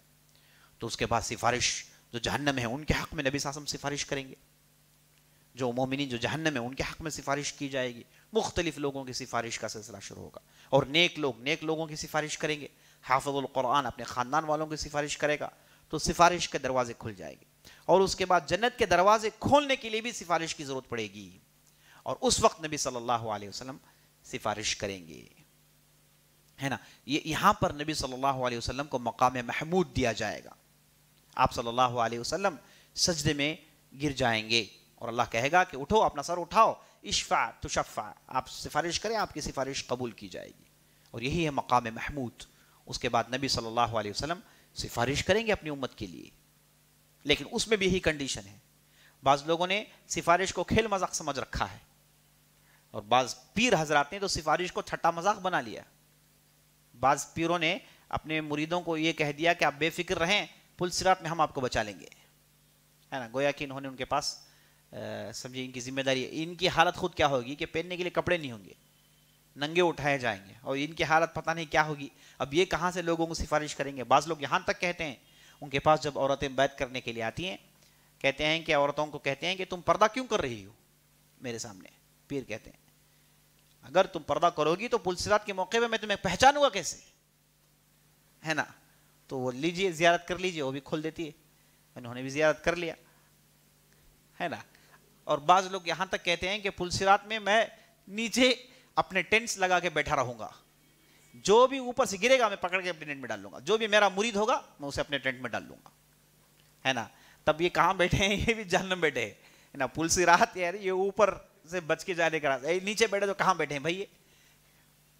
تو اس طریقے سے لوگوں نے ٹھٹا مذاق بنا لیا. یہ معاملہ ہنسنے کا نہیں عزیز دوستو، یہ بہت ہی خطرناک معاملہ ہے. یہ ظالموں نے اپنے حساب سے انہوں نے جو ہے لوگوں کو گمراہ کر رکھا ہے پیسے کمانے کے لیے. ایسے نہیں ہوگا، بڑا ہی ہولناک منظر ہوگا. جب لوگ پل صراط پار کر پہنچیں گے تو سفارش کا سلسلہ شروع ہو جائے گا جیسے میں نے بتایا، اور اس کے بعد جنت کے دروازے کھولنے کے لیے بھی سفارش ہوگی. اور نبی صلی اللہ علیہ وسلم سفارش کریں گے تو اس کے بعد جنت کے دروازے کھولیں گے. جنت کے 8 دروازے ہیں، جہنم کے 7 دروازے ہیں. اور یہ جہنم جب لوگ کھڑے ہوں گے حساب کتاب دینے کے لیے، تب جہنم کو کھینچ کے لایا جائے گا، اور اس کے 70,000 لگام ہوں گے، اور ایک ایک لگام کو بھی 70,000 فرشتے تھامے ہوں گے، اور ایک کھینچ کے جہنم کو حاضر کریں گے. اور وہ زمانہ ہوگا جہنم کہے گی کہ اللہ تیرا وعدہ تھا کہ تو میرے پیٹ کو بھرے گا، جتنے بھی جہنمی گرے ہیں میرا پیٹ نہیں بھرا ہے. تو اس وقت اللہ سبحانہ و تعالیٰ اپنا قدم رکھیں گے، اور جس سے جہنم کا پیٹ بھر جائے گا. جہنم کہے گی قطن قط قطن قط، اب میں بھر گئی، اب میں بھر گئی. کیونکہ اللہ کا وعدہ تھا کہ جہنم جب اللہ نے بنایا، اللہ نے کہا کہ میں تیرے پیٹ کو بھر کر رکھوں گا، پیٹ بھر کر رہوں گا. تو اللہ نے اپنا وعدہ پورا کیا. اب جب جہنم لایا جائے گا تو اس وقت انبیاء علیہ السلام کہیں گے کہ اے اللہ ہم بچ جائیں تو آج بس ہے. اور اس کے بعد سفارش کے لیے لوگ جائیں گے، ایک گروہ ہوگا سفارش کے لیے جائے گا. آدم کے پاس جائیں گے، آدم پھر نوح کے پاس بھیج دیں گے، لوگ نوح کے پاس جائیں گے تو نوح سے لوگ ابراہیم، ابراہیم کے پاس سے پھر موسیٰ، موسیٰ کے پاس عیسیٰ، اور عیسیٰ کے پاس سے نبی صلی اللہ علیہ وسلم کے پاس پہنچیں گے. تو نبی صلی اللہ علیہ وسلم ان کے حق میں سفارش کریں گے. یہ موقع ہوگا جب نبی صلی اللہ علیہ وسلم سجدے میں چلے جائیں گے، پھر سر اٹھائیں گے اور اس کے بعد ان کی سفارش قبول کی جائے گی. جائیں گے جہنم سے لوگوں کو کھینچ کھینچ کر لائیں گے، کھینچ کھینچ کر لائیں گے، کھینچ کھینچ کر لائیں گے. اور قیامت کے دن ایک اہم ایونٹ یہ بھی ہے کہ موت کو ایک بچھڑے کی شکل میں لایا جائے گا. موت کو ایک بچھڑے کی شکل میں حاضر کیا جائے گا، اور اس بچھڑے کو ذبح کر دیا جائے گا. اور جنتیوں کو دیکھ کر کہا جائے گا کہ خلود، اور جہنمیوں کو دیکھ کر کہا جائے گا کہ خلود. خلود کا معنی ہے کہ ہمیشگی. اب تم جہنم میں جو لوگ ہیں تم جہنم میں ہمیشہ رہو گے. اب جو جنت میں ہیں ان سے کہا جائے گا کہ تم لوگ جنت میں ہمیشہ رہو گے. موت کو موت آ جائے گی، خلاص اب موت کی کوئی بات نہیں، ختم، اب صرف ہمیشگی ہے. تو عزیز دوستو یہ واقعات پیش آئیں گے. اب اس کے بعد اہم واقع جو ہے وہ آب کوثر کے پاس پہنچنا بھی ہے، جہاں نبی صلی اللہ علیہ وسلم ہوں گے، لوگوں کو آب کوثر پلائیں گے.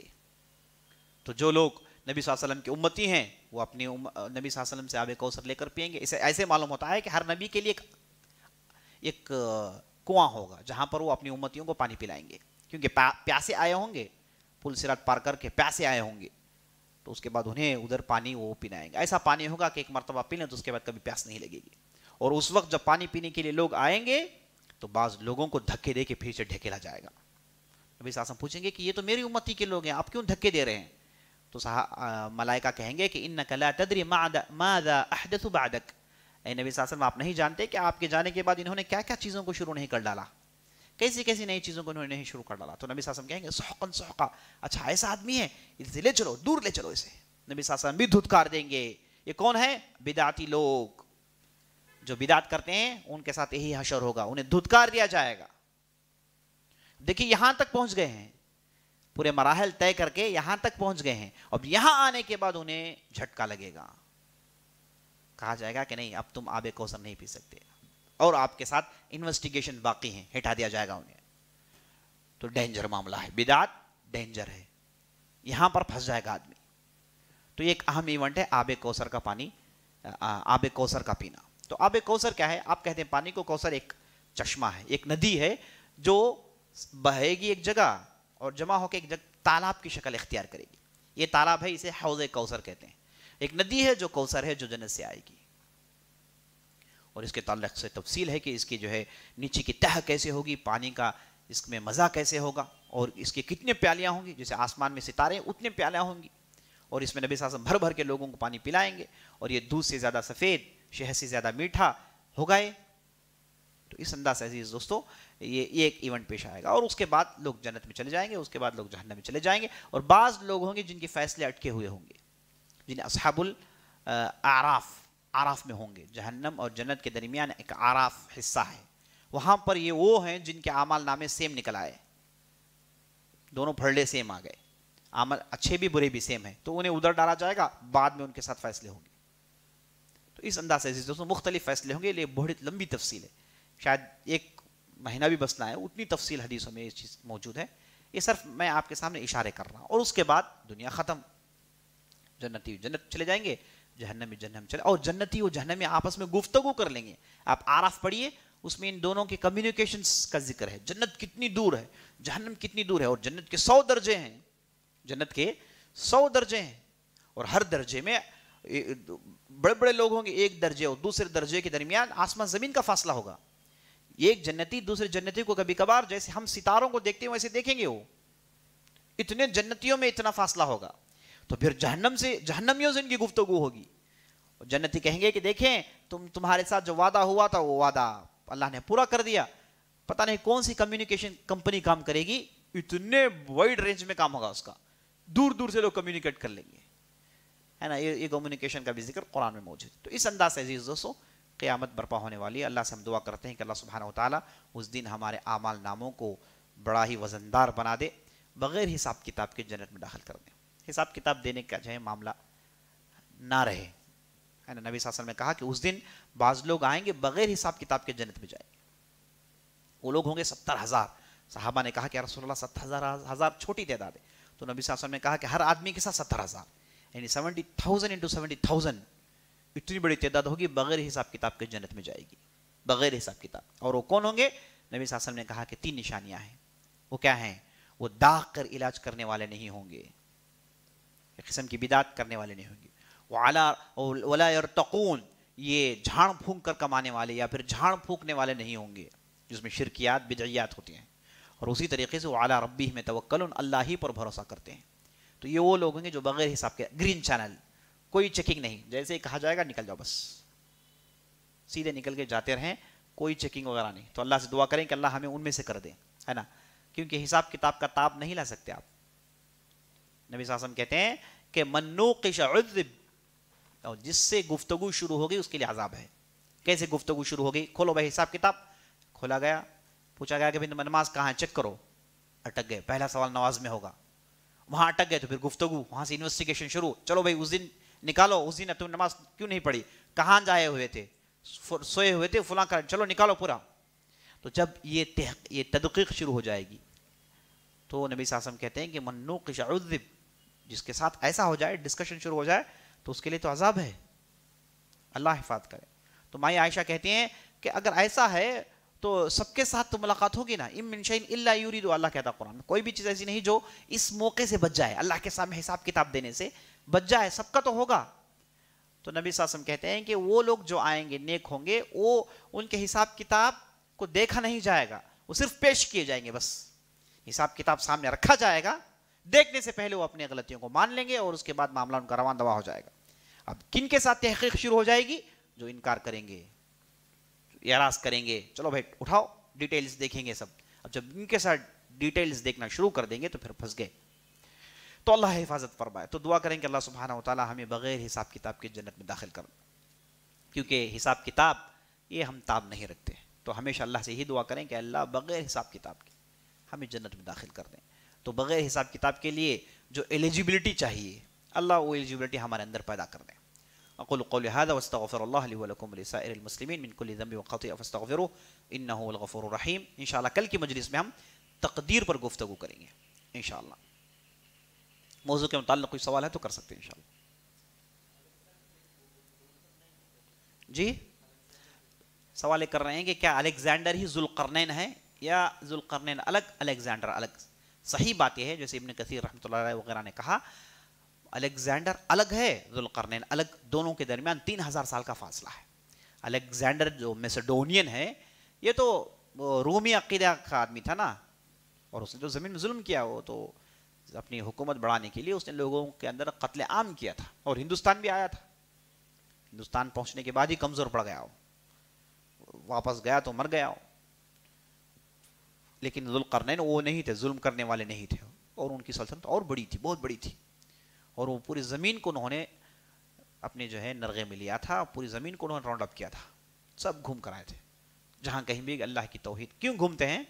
توحید بیان کرنے کے لیے، اللہ کی دعوت دینے کے لیے. واللہ اعلم. دجال کا معنی دجل کہتے ہیں کذب کو، دجال کا معنی کذاب جھوٹا، دجال کا معنی کذاب پکا جھوٹا. کیوں اسے یہ کہہ دیا گیا؟ کیونکہ یہ اتنے جھوٹ کہے گا لوگوں کو اور جھوٹ ثابت کرے گا، ہے نا. اور یہ اس کے لیے دوسرا لفظ استعمال المسیح الدجال، المسیح الدجال. اور المسیح عیسیٰ علیہ السلام کو بھی کہا جاتا ہے، یاد رکھ لیجیے، عیسیٰ علیہ السلام کو بھی المسیح کہا جاتا ہے. مسیح یہ ہے مسح یمسح سے لفظ نکلا ہے. مسح یمسح کا معنی پوچھنا، ہاتھ پھیرنا. تو عیسیٰ علیہ السلام کو المسیح اس لیے کہا گیا کہ وہ کسی پر بھی ہاتھ پھیرتے تو وہ شفایاب ہو جاتا، تندرست ہو جاتا، طاقت آ جاتی اس کے اندر، صرف ہاتھ پھیرتے تھے بس. تو اس لیے المسیح ابن مریم کہا گیا. اب دجال کو کیوں مسیح کہا گیا؟ دجال کو اس لیے مسیح کہا گیا کہ ادھر جو ہے مسیح عیسیٰ علیہ السلام میں اسم الفاعل کے معنی میں ہے، پوچھنے والا. ادھر مسیح اسم المفعول کے معنی میں ہے، پوچھا ہوا، یعنی اس کے دونوں آنکھیں پوچھ دیے گئے ہوں گے، ایسے ہوں گے گویا کسی دبا کر کسی نے پوچھ دیا ہو، ایسے ہوگا. اب دونوں کے لیے اسی مسیح کو انگلش میں مسایا کہتے ہیں. مسایا ایک لفظ ہے نا، وہ مسایا کے انتظار میں، جیوز اینڈ کرسچنز مسایا کے انتظار میں ہے نا، وہ یہی معنی میں ہے اس کا. واللہ اعلم.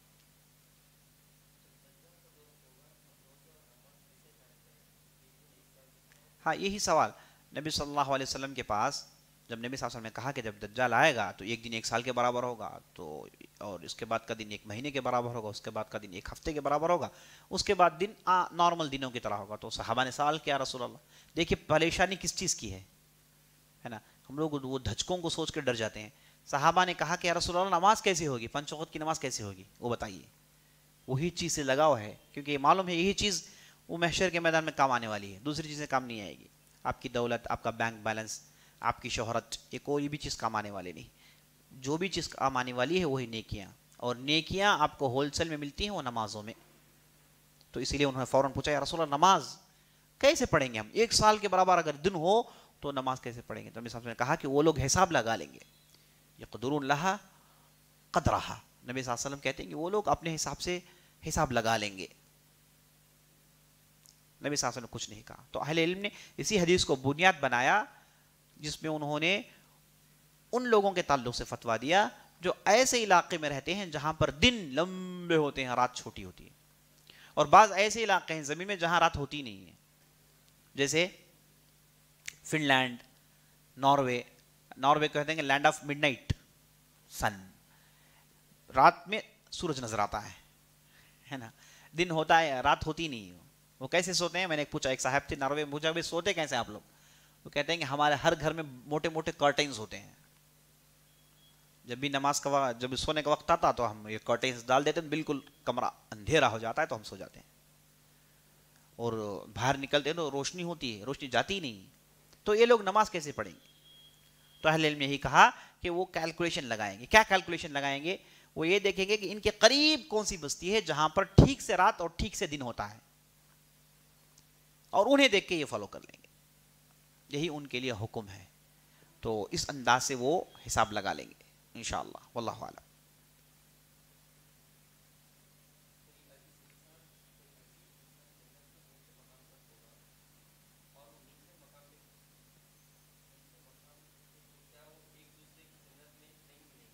ہاں اچھا سوال ہے، یعنی سوال یہ پوچھ رہے ہیں کہ جنت کے جو 100 درجے ہیں اور ایک درجے اور دوسرے درجے کے درمیان آسمان زمین کا فاصلہ، جیسے میں نے آپ کو بتایا، تو اس میں اگر یہ اونچے درجے والا ہے نیچے درجے والے، کیا یہ لوگ آپس میں ملاقات کریں گے؟ ایسے معلوم ہوتا ہے کہ جنتی ملاقات کرتے ہیں، جمعے کے دن ملاقات کریں گے، ایک بہت بڑے پیڑ کے تلے جمع ہوں گے، سب جنتی جمع ہوں گے، بہت بڑا اجتماع ہوگا وہاں، کانفرنس سیمینار سب ہوگا ادھر، سب اپنی اپنی گفتگو کریں گے، اپنی اپنی باتیں بتائیں گے، مزے لیں گے، ہے نا، یہ سب کچھ ہوگا، اللہ عالم یہ کیسے ہوگا، یا پھر وہ کوئی کامن جگہ ہے جہاں سب چلے جائیں گے، یا پھر وہ کسی ایک درجے میں ہے، اللہ عالم۔ جیسے میں نے آپ کو بتایا یہ ادھر جانے کے بعد ہی معلوم ہوگا، ادھر جانے کے بعد ہی، بہت ساری چیزیں ایسے ہیں جو ادھر جانے کے بعد ہی معلوم ہوگا، اس کا جواب کوئی دے نہیں سکتا، ہے نا۔ دجال خود اقرار کرے گا کہ دجال ہے، ایسے تو حدیثوں سے معلوم نہیں ہوتا، بلکہ وہ تو پہلے مہدی کا دعویٰ کرے گا، پھر نبوت کا دعویٰ کرے گا، پھر خدائی کا دعویٰ کرے گا، تو یہ کہے گا کہ میں اچھا ہی آدمی ہوں، میں جہاں بلاتا ہوں وہ اچھا ہی، اور وہ حدیثوں میں جو آیا ہے نا کہ یہ کہے گا کہ بھئی یہ میری جنت ہے، چلو داخل ہو جاؤ، تو لوگ داخل ہوں گے تو وہ جہنم ہوگا، اور جہنم دکھا کر کہے گا کہ اس میں اس کے مخالفین کو اٹھا کر پھینکے گا وہ، اور سب جنت میں جا کے گریں گے، ہے نا۔ تو وہ تو ظاہر طور پر اچھائی کا دعویٰ کرے گا، اور شیطان بھی ہمیشہ ظاہری طور پر اچھائی کا دعویٰ کرتا ہے، اور دنیا میں جتنے بھی شیطانی کرتوت دکھانے والے ہیں یہ سب اچھائی کہیں گے، نظام ایسا لائیں گے جس میں اچھے اچھے الفاظ ہوں گے، کہیں گے کہ بہترین نظام ہے یہ، اس میں انسانیت کی حفاظت ہوتی ہے، اس میں ایکوالٹی ہے، اس میں فلاں ہے، اس میں فلاں ہے، لیکن اندر کچھ اور ہی ہوگا، کچھ اور ہی ہوگا۔ تو شیطان بھی، وہ دجال بھی وہی کہے گا، اس سے کم کچھ نہیں ہوگا، واللہ اعلم۔ حرمت کا میننگ کیا ہے؟ حرمت کا میننگ پروہیبیٹڈ، پروہیبیٹنس، حرمت کا میننگ پروہیبیٹنس، سیکرٹنس۔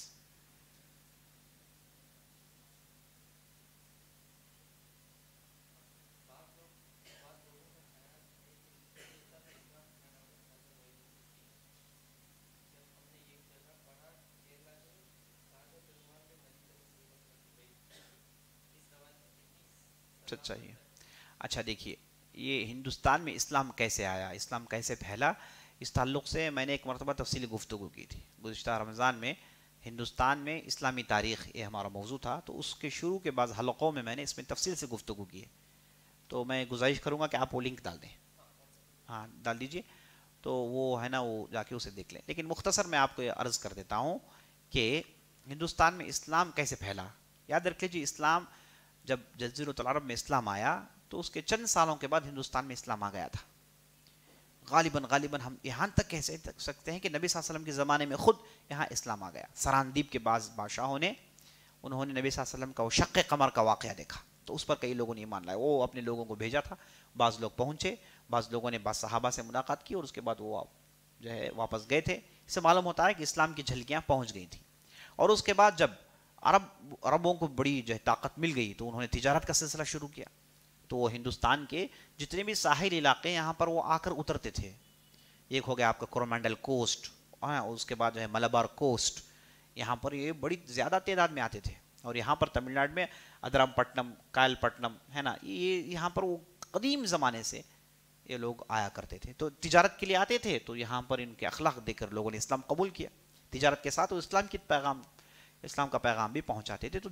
جنوب میں یعنی ساؤتھ میں بہت زیادہ مسلمان، اور مسجدیں بن گئی تھی ان کی، بہت ساری قریے، بہت سارے بستیاں تھیں، آپ جو ہے پانڈین کے تعلق سے سنتے ہیں، پانڈین کے پانڈیا، چیرا چولا پانڈیا، سنے نہیں سنے ہیں؟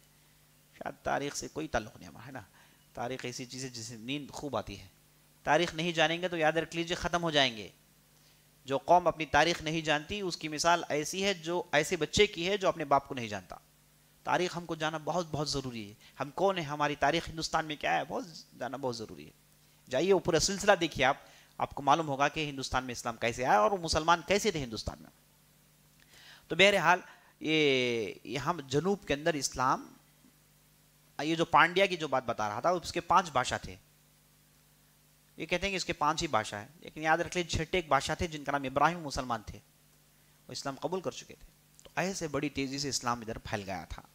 اب ایک افیشیل اسلام آیا، حکومت کرنے کے لیے، پالیٹکس کرنے کے لیے ایک اسلام آیا، وہ آیا تھا محمد بن قاسم کے ہاتھوں، 90 ہجری میں، 91 92 ہجری میں وہ آئے تھے. انہوں نے افیشیل حکومت قائم کی، پالیٹکس اپنی حکومت بنائی اور اسلام کو نافذ کیا ہو. اور اس کے بعد خواجہ معین الدین چشتی یہ بعد کے آدمی ہیں.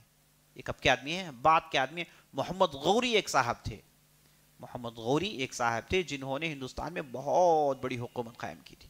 اور جب یہ ہندوستان میں داخل ہوئے محمود غزنوی کے بعد، جب ہندوستان میں داخل ہوئے غزنویوں کی حکومت ہٹانے والے یہی محمد الغوری تھے. یہ جو محمد غوری جب آئے تھے کابل سے تو ان کے ساتھ بہت سارے علماء مشائخ ان کے ساتھ ہندوستان میں آ گئے تھے. اس میں سے یہ ہیں خواجہ معین الدین چشتی رحمۃ اللہ علیہ وعفا عنہ. یہ داخل ہوئے تھے اور اس کے بعد وہ اپنا کام کیے. اب اچھی طریقے سے جان لیجئے کہ وہ آئے تھے، انہوں نے کبھی بھی اپنی درگاہ بنانا، یہ جو 11ویں 12ویں جو بناتے ہیں، یہ جو چڑھاوے ہیں، کیا کیا نہیں چلتا ادھر تو بہت میرا لگتا ہے. چڑھاوے، پھول، چادر، کیا نہیں. ایک چھوٹا حج، بعض لوگوں نے یہاں تک کہہ دیا کہ 7 مرتبہ اگر کوئی اجمیر جائے گا تو اس کا ایک حج ہے، اس کے حج کرنے کی کوئی ضرورت نہیں، یہاں تک لوگوں نے کہہ دیا. اچھا یہ درگاہ ہے، یہ درگاہ کب بنی؟ میں نے بتایا تھا ان کے گزر جانے کے 200 سال 250 سال کے بعد یہ درگاہ بنی ہو. یہ درگاہ جو ہے اسے اور وہ جو مدفون ہے انہیں کوئی تعلق نہیں ہے، یہ ہم کو جان لینا چاہیے. دیکھیے جتنے بھی ہیں، چاہے وہ خواجہ چشتی ہوں یا پھر اس سے پہلے جو بھی جو ہے بختیار کاکی ہوں، ہے نا، اس کے بعد چراغ علی دہلوی، جتنے بھی جو صوفیہ حضرات کا نام آتا ہے، مشائخ کا نام آتا ہے، انہوں نے اپنے اپنے انداز سے اپنے اپنے علاقے میں خوب کام کیا. ان کے ذریعے سے اسلام کی کرنیں پھیلی. لیکن یہ کہنا غلط ہے کہ صرف انہی سے پھیلی، یہ سب سے زیادہ میدان انہوں نے پھیلایا ہے، اس کی کوئی دلیل نہیں. پھیلایا ہے ٹھیک ہے، وہ بھی کہیں انہوں نے پھیلایا، دوسروں بھی نے پھیلایا نا، سب کا بھی کام ہے. ایک کے پاس پوری چیزیں مرکوز کرنا اس کی کوئی دلیل نہیں. واللہ اعلم. ختم.